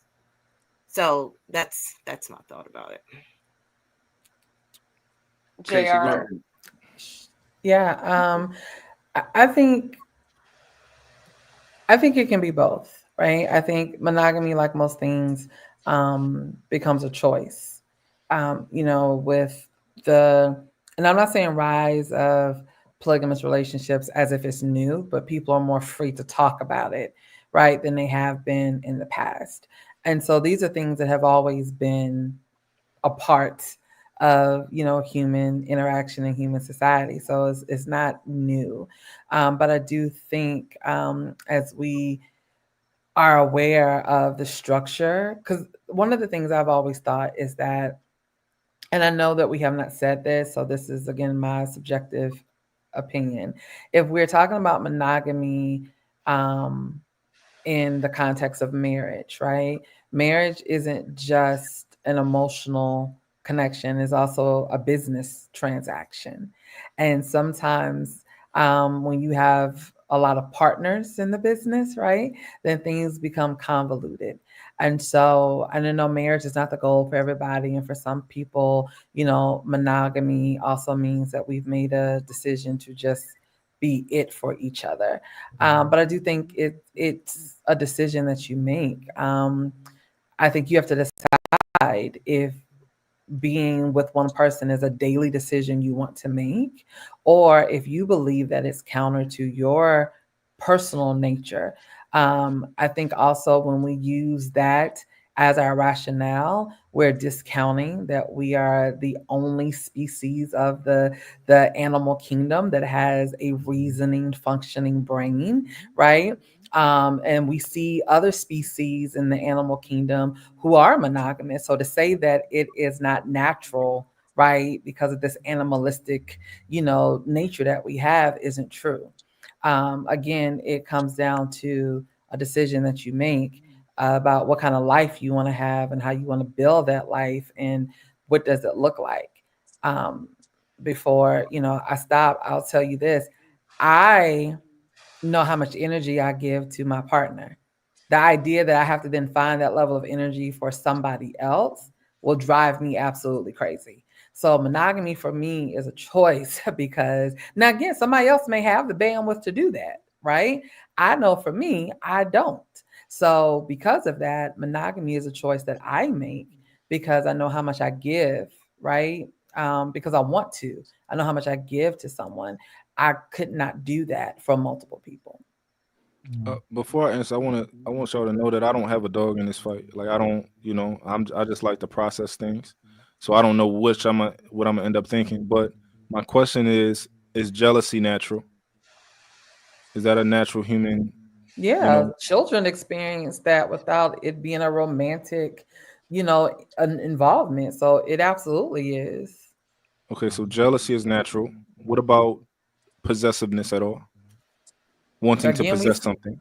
again we see that in children without any context Yes. of any romantic emotional connection. I'm thinking about my 3-year-old goddaughter, and when she sees her father with her older sister, she says, "This is my jealous face," because she wants all of her daddy's attention. We see it with her toys, right? Like, this is mine. Now again, she's 3, we're teaching her, right? But again, her natural inclination, right, is this is mine. You gave this toy to me. Why is somebody else touching it? That's my daddy. At 3, she doesn't understand that your sister shares your daddy, right? So yeah, those things are natural. So at least we know that the idea of jealousy and possessiveness is probably something that's always been here.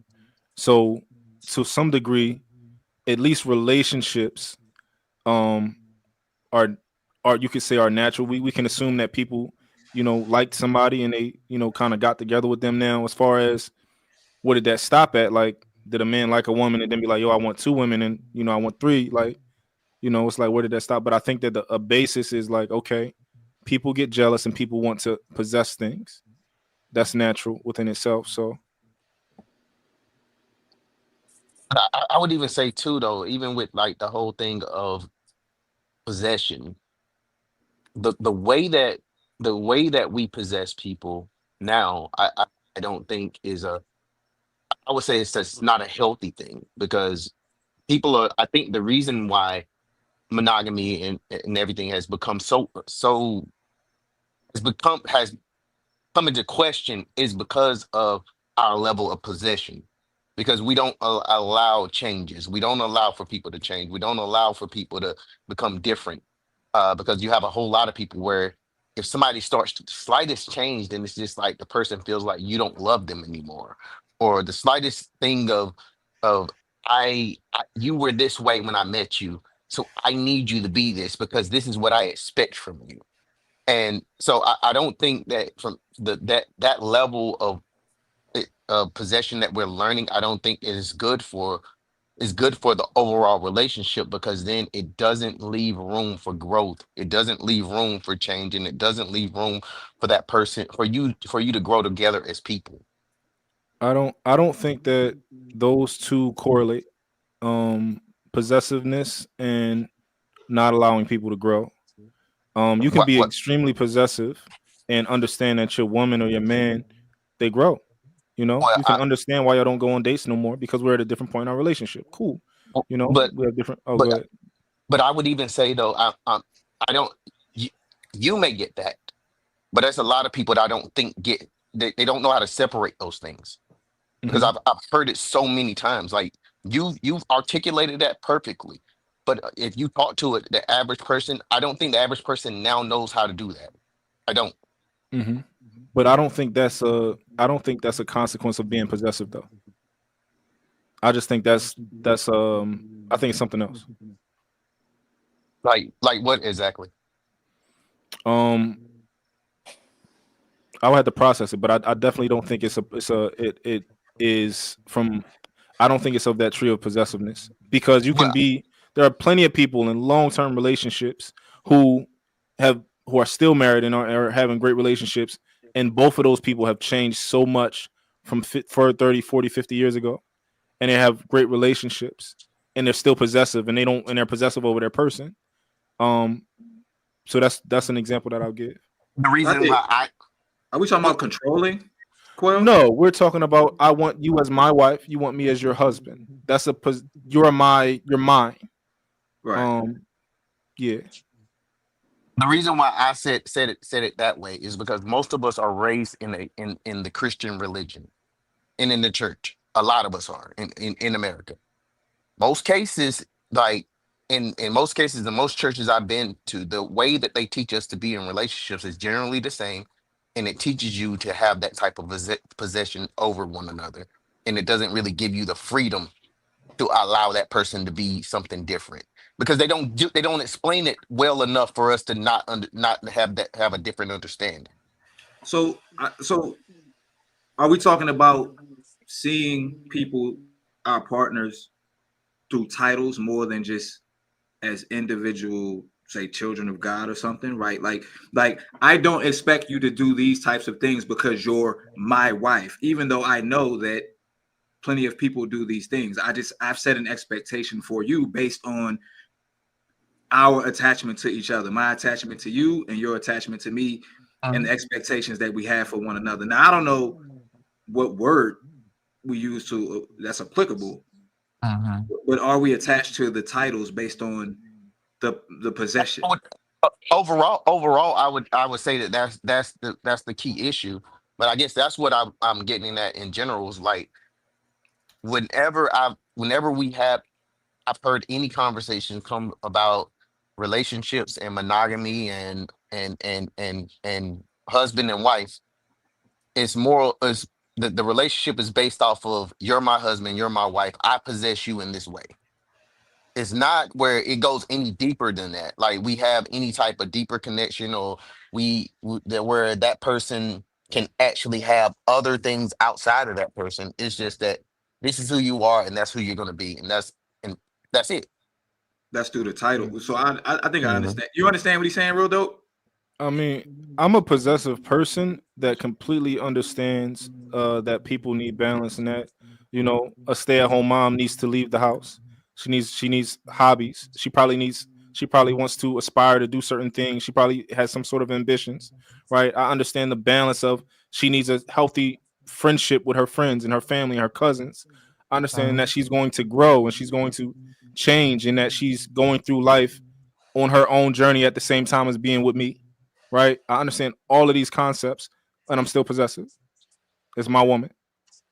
I don't know. And I get that. I get that. And but I guess what I'm saying though is that you can separate those things. You easily can separate them. But I know a lot of people that don't know how to do that. That all they know is Yeah. husband and wife. All they know is this is who I am, and I'm dependent on this person for my identity, for who I am, for guidance, for everything. Which is why it's even proven through when somebody dies, or when somebody passes away, that that spouse even passes not long after that due to the loneliness that they have. So the connection and how they possess that person is ingrained in them so much that they can't even go on to live. Cool. I got a question for you. Yeah. Now, in Yeah. that situation where people are dying not too long after their spouse, in Mhm. these situations, has it been studied to see is this person around anybody else or are they literally lonely?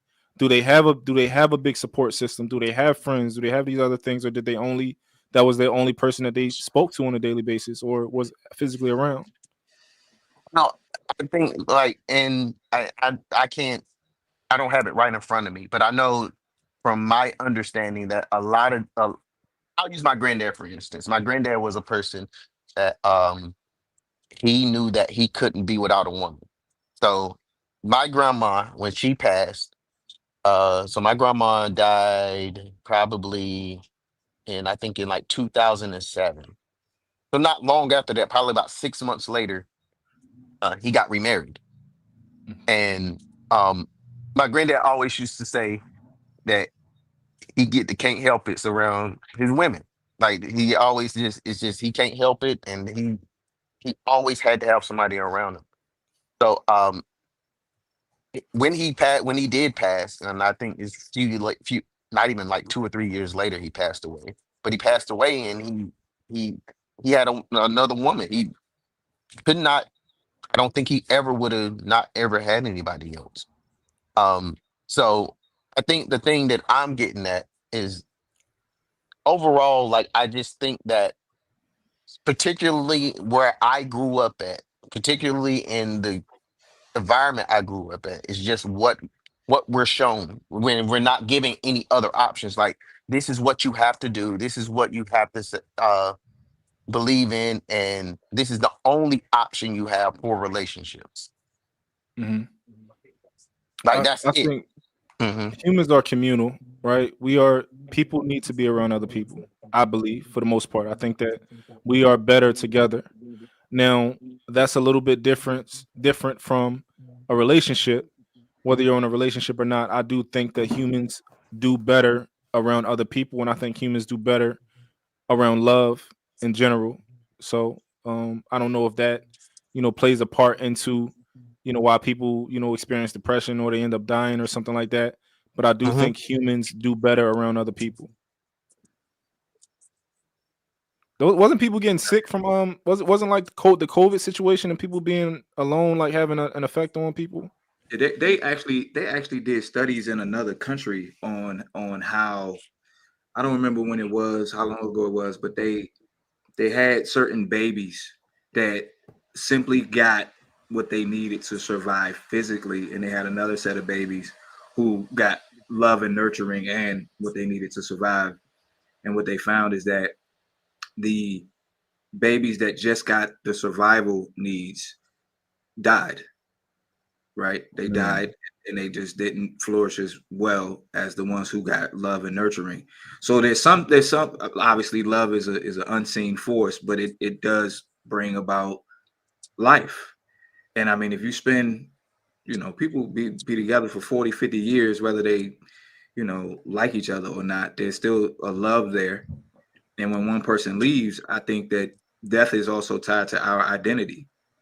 And I think when someone thinks about, I'm no longer a husband of my wife, the physical body will start to follow that thought pattern. I'm not who I used to be. And it just doesn't take long before, you know, death can take place. But Julie, you had something, and then I have a question for y'all about discernment.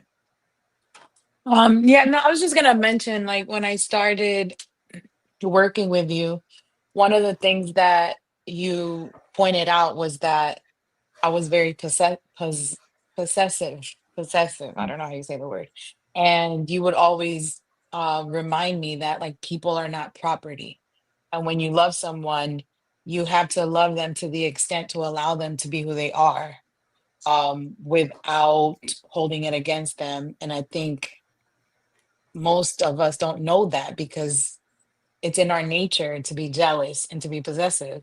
So when you get to a certain age, we have to unlearn, right? That's why we tell children, share your toys, because it's in our nature to just want what we want and to hang on to it no matter what.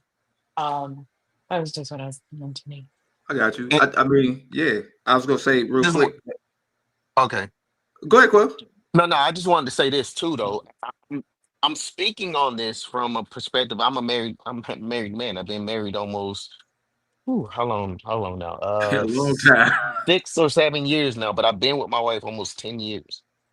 So the changes that we went through is why I'm emphasizing this. Like, it's important because the thoughts that you have for someone is going to change over time. I'm not saying your view of them is going to change, but the things that we like, the things that we go through, they're going to change. And so if we get too attached to someone, then sometimes these cause issues that don't have to be issues. They cause problems that don't have to be problems. And I went through this in my marriage where my wife got so used to me doing certain things, and I was a certain type of person when I met her. I wasn't the man that I am today. And I made good changes, but it also brought that I lost some of those attributes that I had when I first met her. So I think that that's what I'm emphasizing about possession, because I don't, if I'm with you and we build a bond and we're connected, then you don't have to possess me in a certain way. Like, we should naturally have this flow in the relationship that should just naturally happen based off of who we are as people.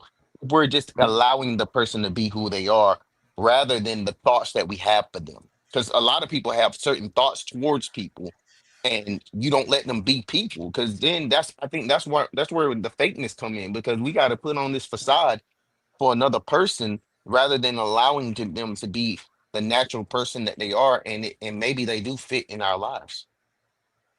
When you say that, when you say put on a facade for another person instead of allowing them to be who they are, what do you mean?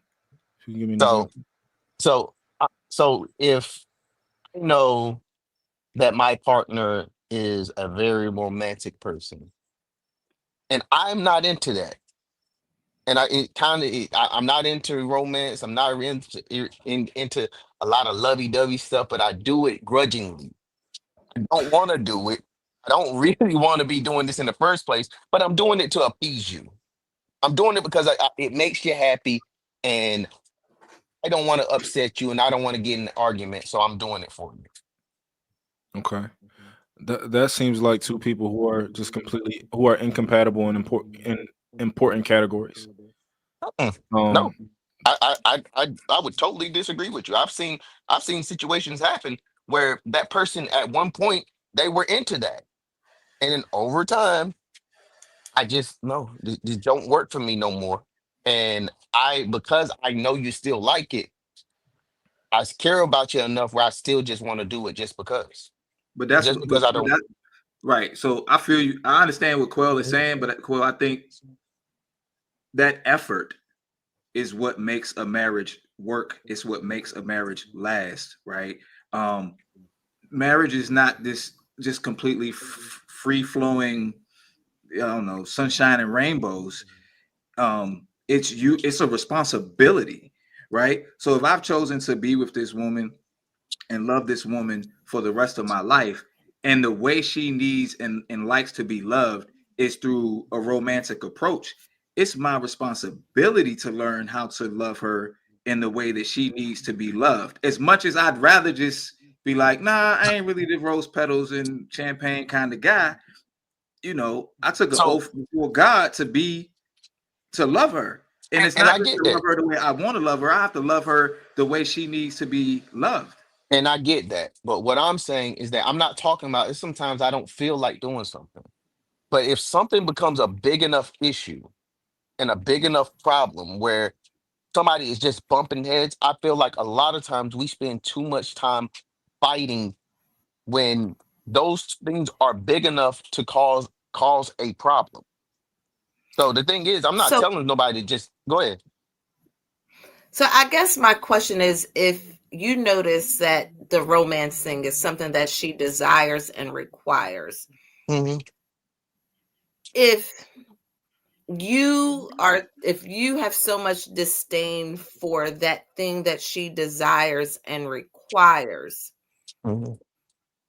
and you have to begrudgingly take on that task, is that someone, like Real Dope Daddy said, is that someone that you're truly compatible with? If you are going to, because it's gonna, like, if it's something that you want or something that you want to work, you're going to have to do some work.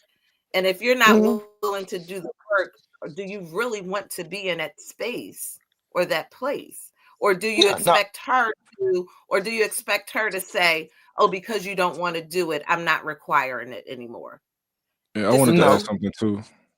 Mhm. I wanted to add something too. Like, there's nothing. I get like the natural thing, but Mhm. naturally, if we just did everything that was natural, our world would be on fire right now, right? Because it's a way that we live life. You know, like naturally, if you don't want to work out, you naturally will not work out. Naturally, if something tastes better than something else, you'll always eat what tastes better. However, in a civilized world, we know that what tastes better and what feels most comfortable is not always good for us, right? Mhm. It might be comfortable to not do certain things for your woman and to not put in certain Mhm. efforts. It's comfortable to just sit down and just turn the TV on, right?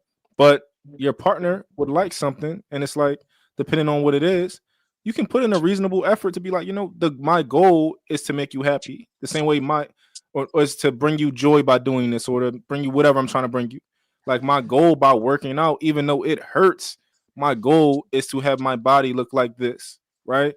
So certain Mhm. things, I do think relationships should be relatively easy. However, there will be certain things where it's like, you know what, she wants this and I hate this. Let's meet in the Mhm. middle. Or she wants this and I don't want to do this, but let me do this, if that makes sense. Because Yeah, no, ultimately, I want to make you happy. I definitely get that. And I'm not saying I'm not saying this to say, because I guess I'm taking this position because I see a lot of people where we're just doing things just because, and we're just doing them just to make somebody happy and not genuinely doing them. And I think genuineness is important on doing this stuff, because the thing is, I feel like all the stuff y'all talking about should have been talked about long before you got married. I do think that should have already been talked about. But I think what we wind up seeing is that most people don't know how to be alone. And I would just accept something in my life because I don't want to be by myself. Mhm. But I also think that a lot of people struggle with being their authentic self. Mhm. Like, if people were who they really wanted to be, people probably wouldn't like them. So when you live like that for so many years, then you find you get into a relationship, it's even harder to just be yourself. We should try to be ourselves prior to making these commitments, because at least now I know what I'm going to get, and I know that I can decide whether or not this is something that I'm willing to commit to. But I think that we live in a society where people struggle just being who they are and accepting that. and finding the people who will accept them for who they are. I learned. Can I? Go, I'm. go ahead. I was gonna say, and I think you said something, Quell, too. I think that is why you do what you do begrudgingly, because you feel pressure of making someone else happy. And what we have to understand is that we're not responsible for someone else's happiness.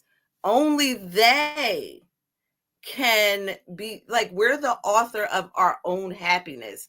And I think that that's what it is you're feeling the pressure that I have to do this to make her happy, as opposed to I'm doing this because I think she'll be satisfied. Because you doing that will not truly be the thing that makes her happy. I think she'll appreciate it, but she has to be happy for herself. So I think that it's important that you take that pressure off of you. I So also think that anything that we do begrudgingly, most cases it's because of us. When I was young, I used to hate doing certain tasks until my mom's husband told me to embrace the task, right? And what he meant when he said that was, if I have to do something, I can either do it and be mad and do it lazy and hate doing it, or I can change my mind. I can change the way I think about it, and then it's like, okay, I'm going to embrace this because I have to do it, right? So if we doing anything, we like, yo, I don't want, like, change your mind around, like change the way that you think. Be happy that you have the opportunity to do. Be happy you have a wife. Be happy, like just be in a state of gratitude. I'm just happy that I have a beautiful wife. I want to do this for her. I want you to be, you know, pleased. I want to please you. I want you to be able to, I want you to want to please me. Like, you know. Mm. Okay. So No, Casey, I got it definitely makes sense though. And I think that's my overall point though, because I just think that I think the reason why I'm wording it that way is because of the attachment to marriage and monogamy and what's behind it. Like, I think there's a lot behind it and what people think it is and think what it should look like. Instead of going in it where um it's a union, you're merging your life and your spirit with another person, and you're learning to move as one. You're learning to become one mind. And that's not an easy thing. This is not something Mhm. that is for the weak or for the weak minded, because there are going to be times you're going to clash, you're going to not like each other, you're going to disagree, but the difference is, it's like, man, I got to look at what I have within this and what we built, the journey that you guys go on, and how you develop in between is going to give it. That's where the bond comes from, the journey that you go Mhm. on with that person, and the adventures that you go on with one another, and you have stories that you can tell for years to your kids and your friends and everybody else around you. Yeah, I right. see marriage as a sacrifice. You say you think marriage is a sacrifice? I see it as a It is a sacrifice. sacrifice. Yeah. Yeah, Mhm. there's a lot of Monogamy is a sacrifice in sacrifice. marriage. That's Yeah, what love is. Love is I see it loyalty and as a prison. sacrifice. right. I see Casey, it. I see a majority as a prison. I see it as a prison because most people, like Wells saying, get in relationships to put on masks. And most people are married and wearing masks and walking on eggshells and scared to be authentically themselves. They're not themselves. They're usually themselves to their best friends or their therapists or their side chicks or their side dudes, or but generally to the sense of relationships, people are so transactional. Quell, I asked, I think I want to say the number may have been about 30 people that were married, that I know been married over 15 years personally. I rattled their feathers a couple months ago and I said, if we take obligation and commitment out of y'all marriage, would y'all treat each other the same? Two people said we would treat each other the same. Everyone else said, hell no. That shows me that most people are transactionally married, and the piece of paper is what keeps them together. The titles what keeps them together, but that is a joke. It's prison. because even my favorite one that I thought was one of my favorite marriages, she said, hell no, he's not about to be free, because everyone reverts to sex control. She reverted straight to sex, and then everybody else asks why. And it's all because they're not about to be free to do what they want to do.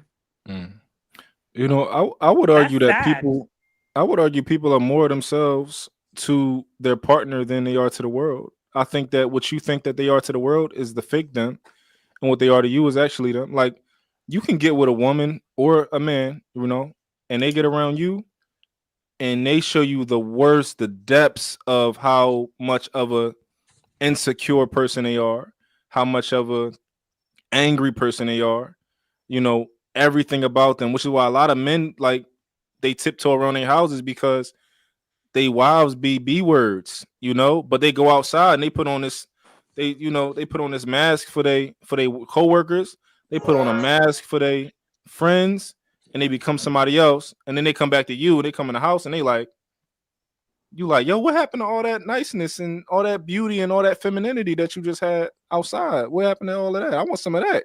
I gotta work with you. I gotta get a job, like, you know. So it's like, I would argue that. Yeah, but that's not a proper argument. That's just a lane. And I agree with what you're saying in your lane, but that's not what I was saying.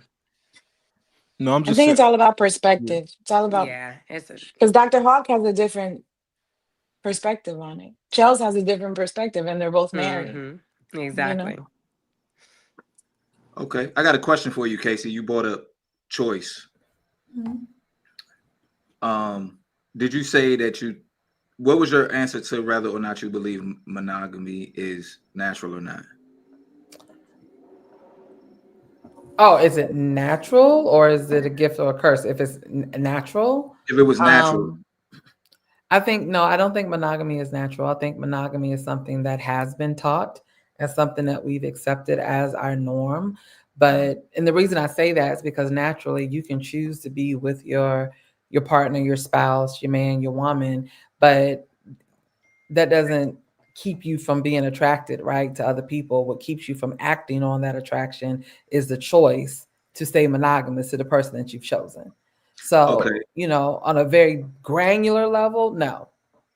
okay, got you. So I wrote down discernment, right? Do you think discernment is natural? Do humans have the ability to discern? Do you think that's a natural thing that we have? I think it's something that has to be, yes, I think it's natural, but I think it's something that has to be activated. And your discernment is only activated when you know yourself. And if you're someone who believes in um, whatever you may call your higher power. For me, it's God, it's the Holy Spirit, right? That's for me. And so making sure that I am deepening and refining that relationship while I am deepening and refining the relationship I have with myself, that is how I activate discernment. But I believe it is something that we all have. We just have to figure out how to turn it on and how to activate it. But so, kind of speaking on natural though, natural I would assume is based off of instinct, something I can just do just based off of what's in me. So I So, mean, No, huh? I don't think that's the same thing, right? Hmm. I think instincts are also something that is cultivated. So it goes back to this whole Hmm. nurture versus nature conversation. So I Hmm. think something that is natural in me doesn't necessarily equate to an instinct, right? An instinct is something that you can't control. Something being natural for me is something that I recognize is here. How I act on it becomes my instinct. Hmm. So I think they're two separate things. But that it goes back to what my initial answer was, which is this is a choice. Hmm. That's just like, you know, I've been with my man, and that doesn't mean that I don't find other men attractive or that other men don't Hmm. find me attractive, that they could care less that I have a man and they still Hmm. flirt with me. I make the choice to ensure what those boundaries are, Okay. right? But it doesn't mean that I am oblivious, right, to what's going on. Now, my instinct could have been, well, you know what? That's not technically my husband. I'm technically single, right? Because we don't have no paperwork. So I can then go over here and do this, right? But I'm not acting on that because I've made a different choice. Okay. So the reason I was asking, because I was just thinking about how if choosing and discernment is natural, and then we're trying to figure out if monogamy is or isn't natural. I was thinking more like Quill, like maybe where you, instead of using natural, it's like primal, right? Like everyone naturally primally has a desire or attraction to other people, but we also naturally have the ability to choose. So you can primally have a desire for multiple people and emotionally have the desire to love one person, right? And so I think the question in itself is like asking, is the day dark or light? It's both, right? It's natural for us to primally desire multiple people, right? But that's on a lower level. That's your, you know, in metaphysical terms, that's what we would call your lower self, right? But as you elevate up to your higher self and you consider the consequences, the repercussions, and everything that will come from acting from your lower self, which is also a naturally occurring thing in humans, what I call God and the gorilla, right? You can naturally choose to live a monogamous lifestyle because you have the discernment to do so. So I think the question kind of pits one against the other when in reality it's, as much as we don't like it, it's both.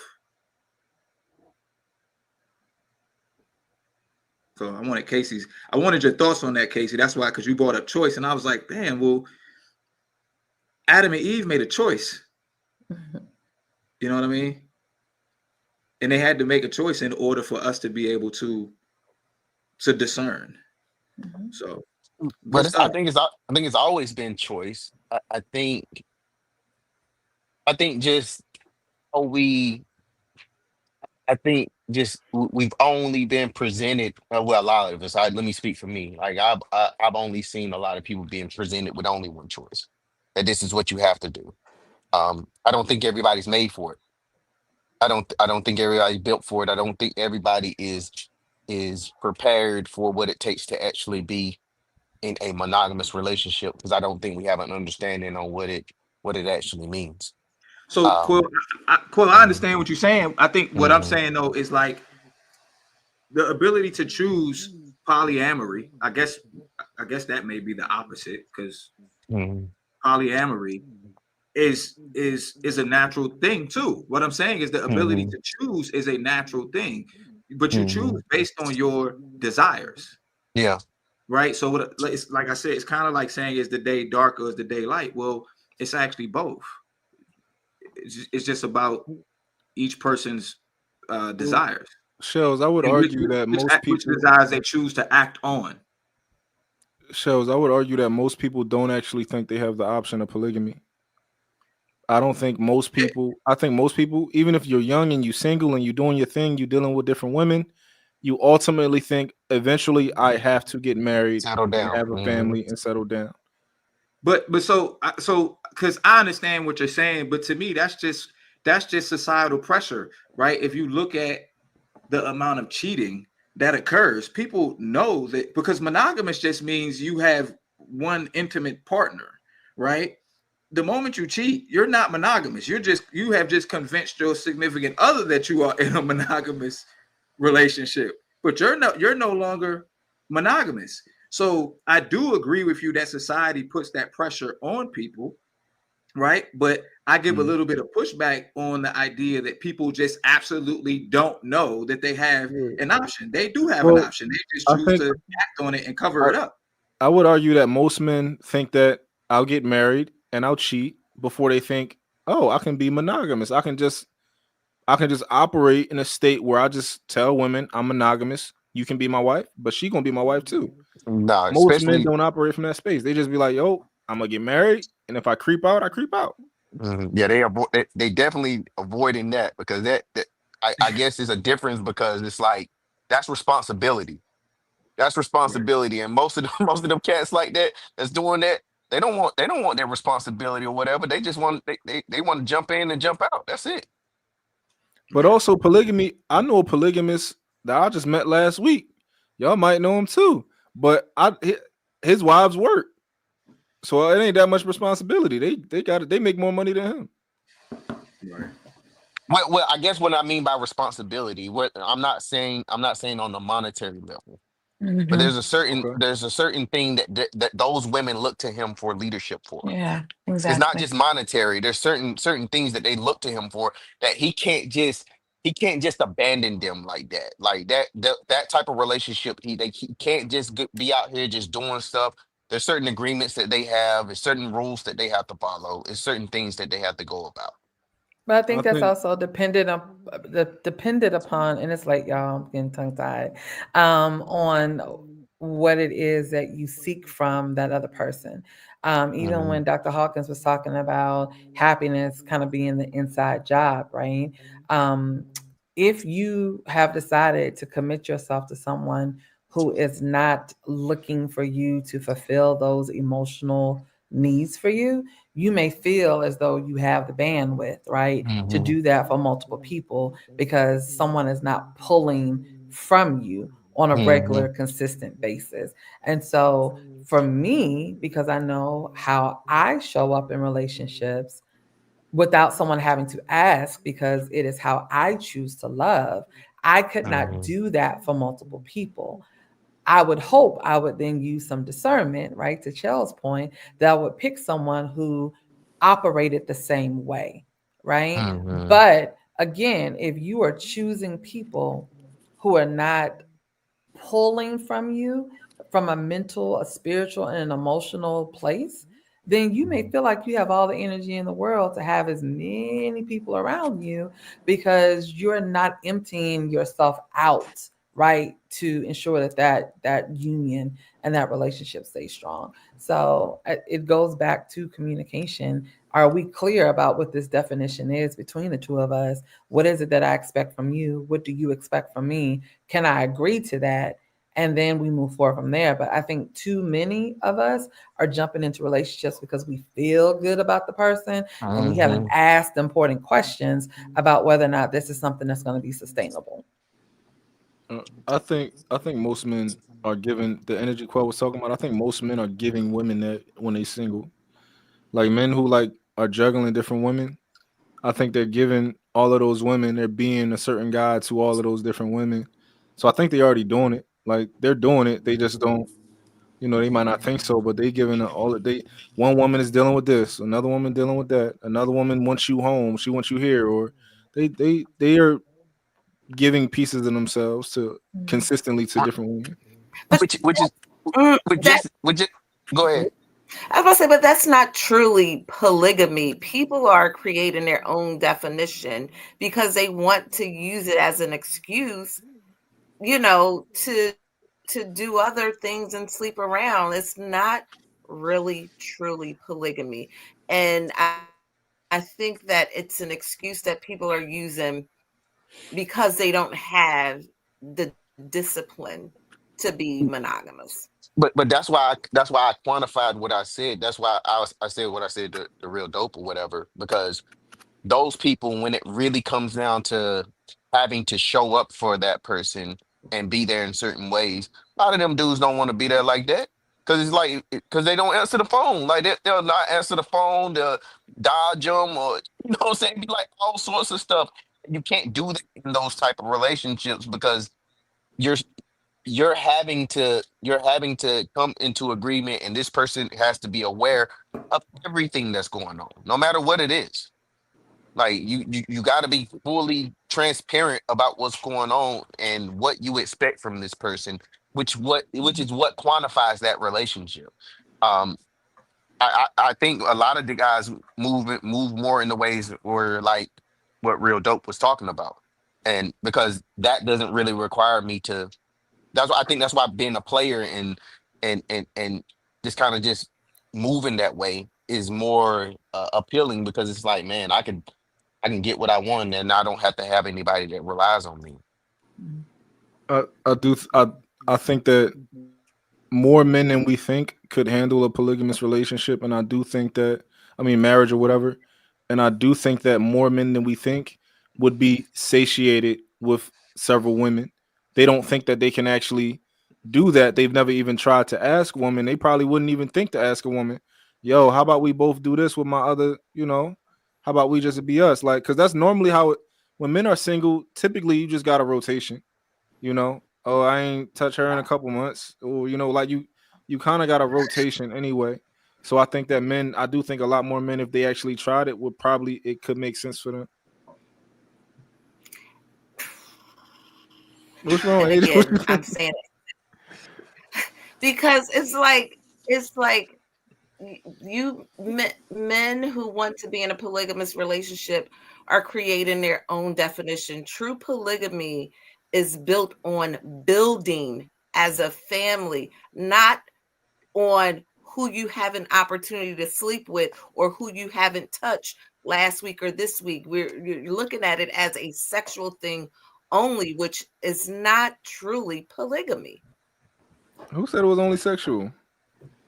You're going. Well, if you going. Well, when you talked about you talked about, well, I haven't touched her in a couple months. Okay. It's like so I have a question. Seems to be the foundation of those conversations about polygamy. A Muslim man, right? Let's take all Muslim men, right?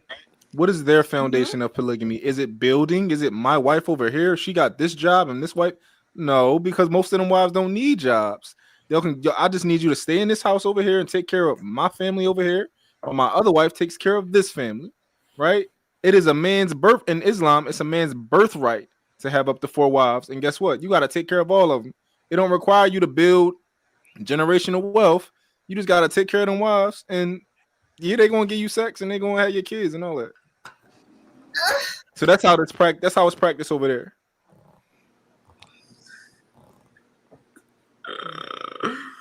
All right, Chells. Yeah. Okay. I'm done. I ain't got no dog in that fight.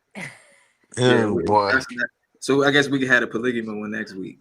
We got to bring Dr. Count me out. I can't. Lock his ass up. Lock his ass up.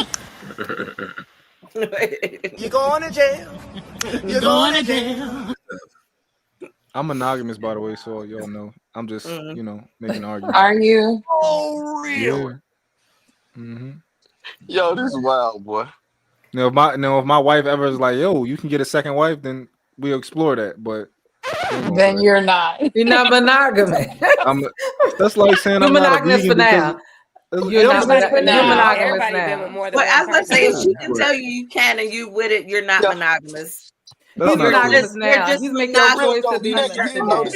You didn't notice how quick you're adhering to the social construct of monogamy. No, I'm not adhering to it. I'm not adhering to a social construct. I'm adhering to a condition of women. Most women require a man to only deal with them to have them in marriage, right? So you're adhering to the social construct that the woman has required. Yeah. Listen, most men are not being in relationships with women and only one woman because it's just, oh, this is what I love to do. No, it's like it's a concession. And I'm okay with it. And most men are okay with it. We accept it. Like you have to, we all have concessions that we make in relationships and marriages and stuff like that. If that makes sense. Hey, real Let me just say this though. Nobody didn't notice how quick the women said I'm out when he said it polygamous relationship. Yeah. Let's put a stop to this. Hey, JR, you got super chats. We ain't trying to get real dope and no trouble for it. He had to be sleeping on the couch tonight. Listen. I'm hold on. LD244, old girl out your league, Quell. Stay in your lane, champ. I don't know who that is. What was that referring to? About Brittany. I think they were talking about Brittany back then. Oh, okay. How you say it? Duo, 9682. He was defending the new girl that was in the car with him. He should have left her at home. That was when we were talking about the Renner thing. So, all good. Beautiful conversation tonight. I appreciate y'all for joining me. Shout out to Julie, Kacey, Quell, Dr. Hawk, DJ Labo, Nita. My man, real dope. And of course, owner operator of the Lapeef Network, my man Lapeef JR. This is the Common Ground. I'm your favorite life coach. I am Chells X. For all your life coaching needs, go to www.iamchellsx.com. It's been real, y'all. Y'all be good, be safe, be blessed. One love.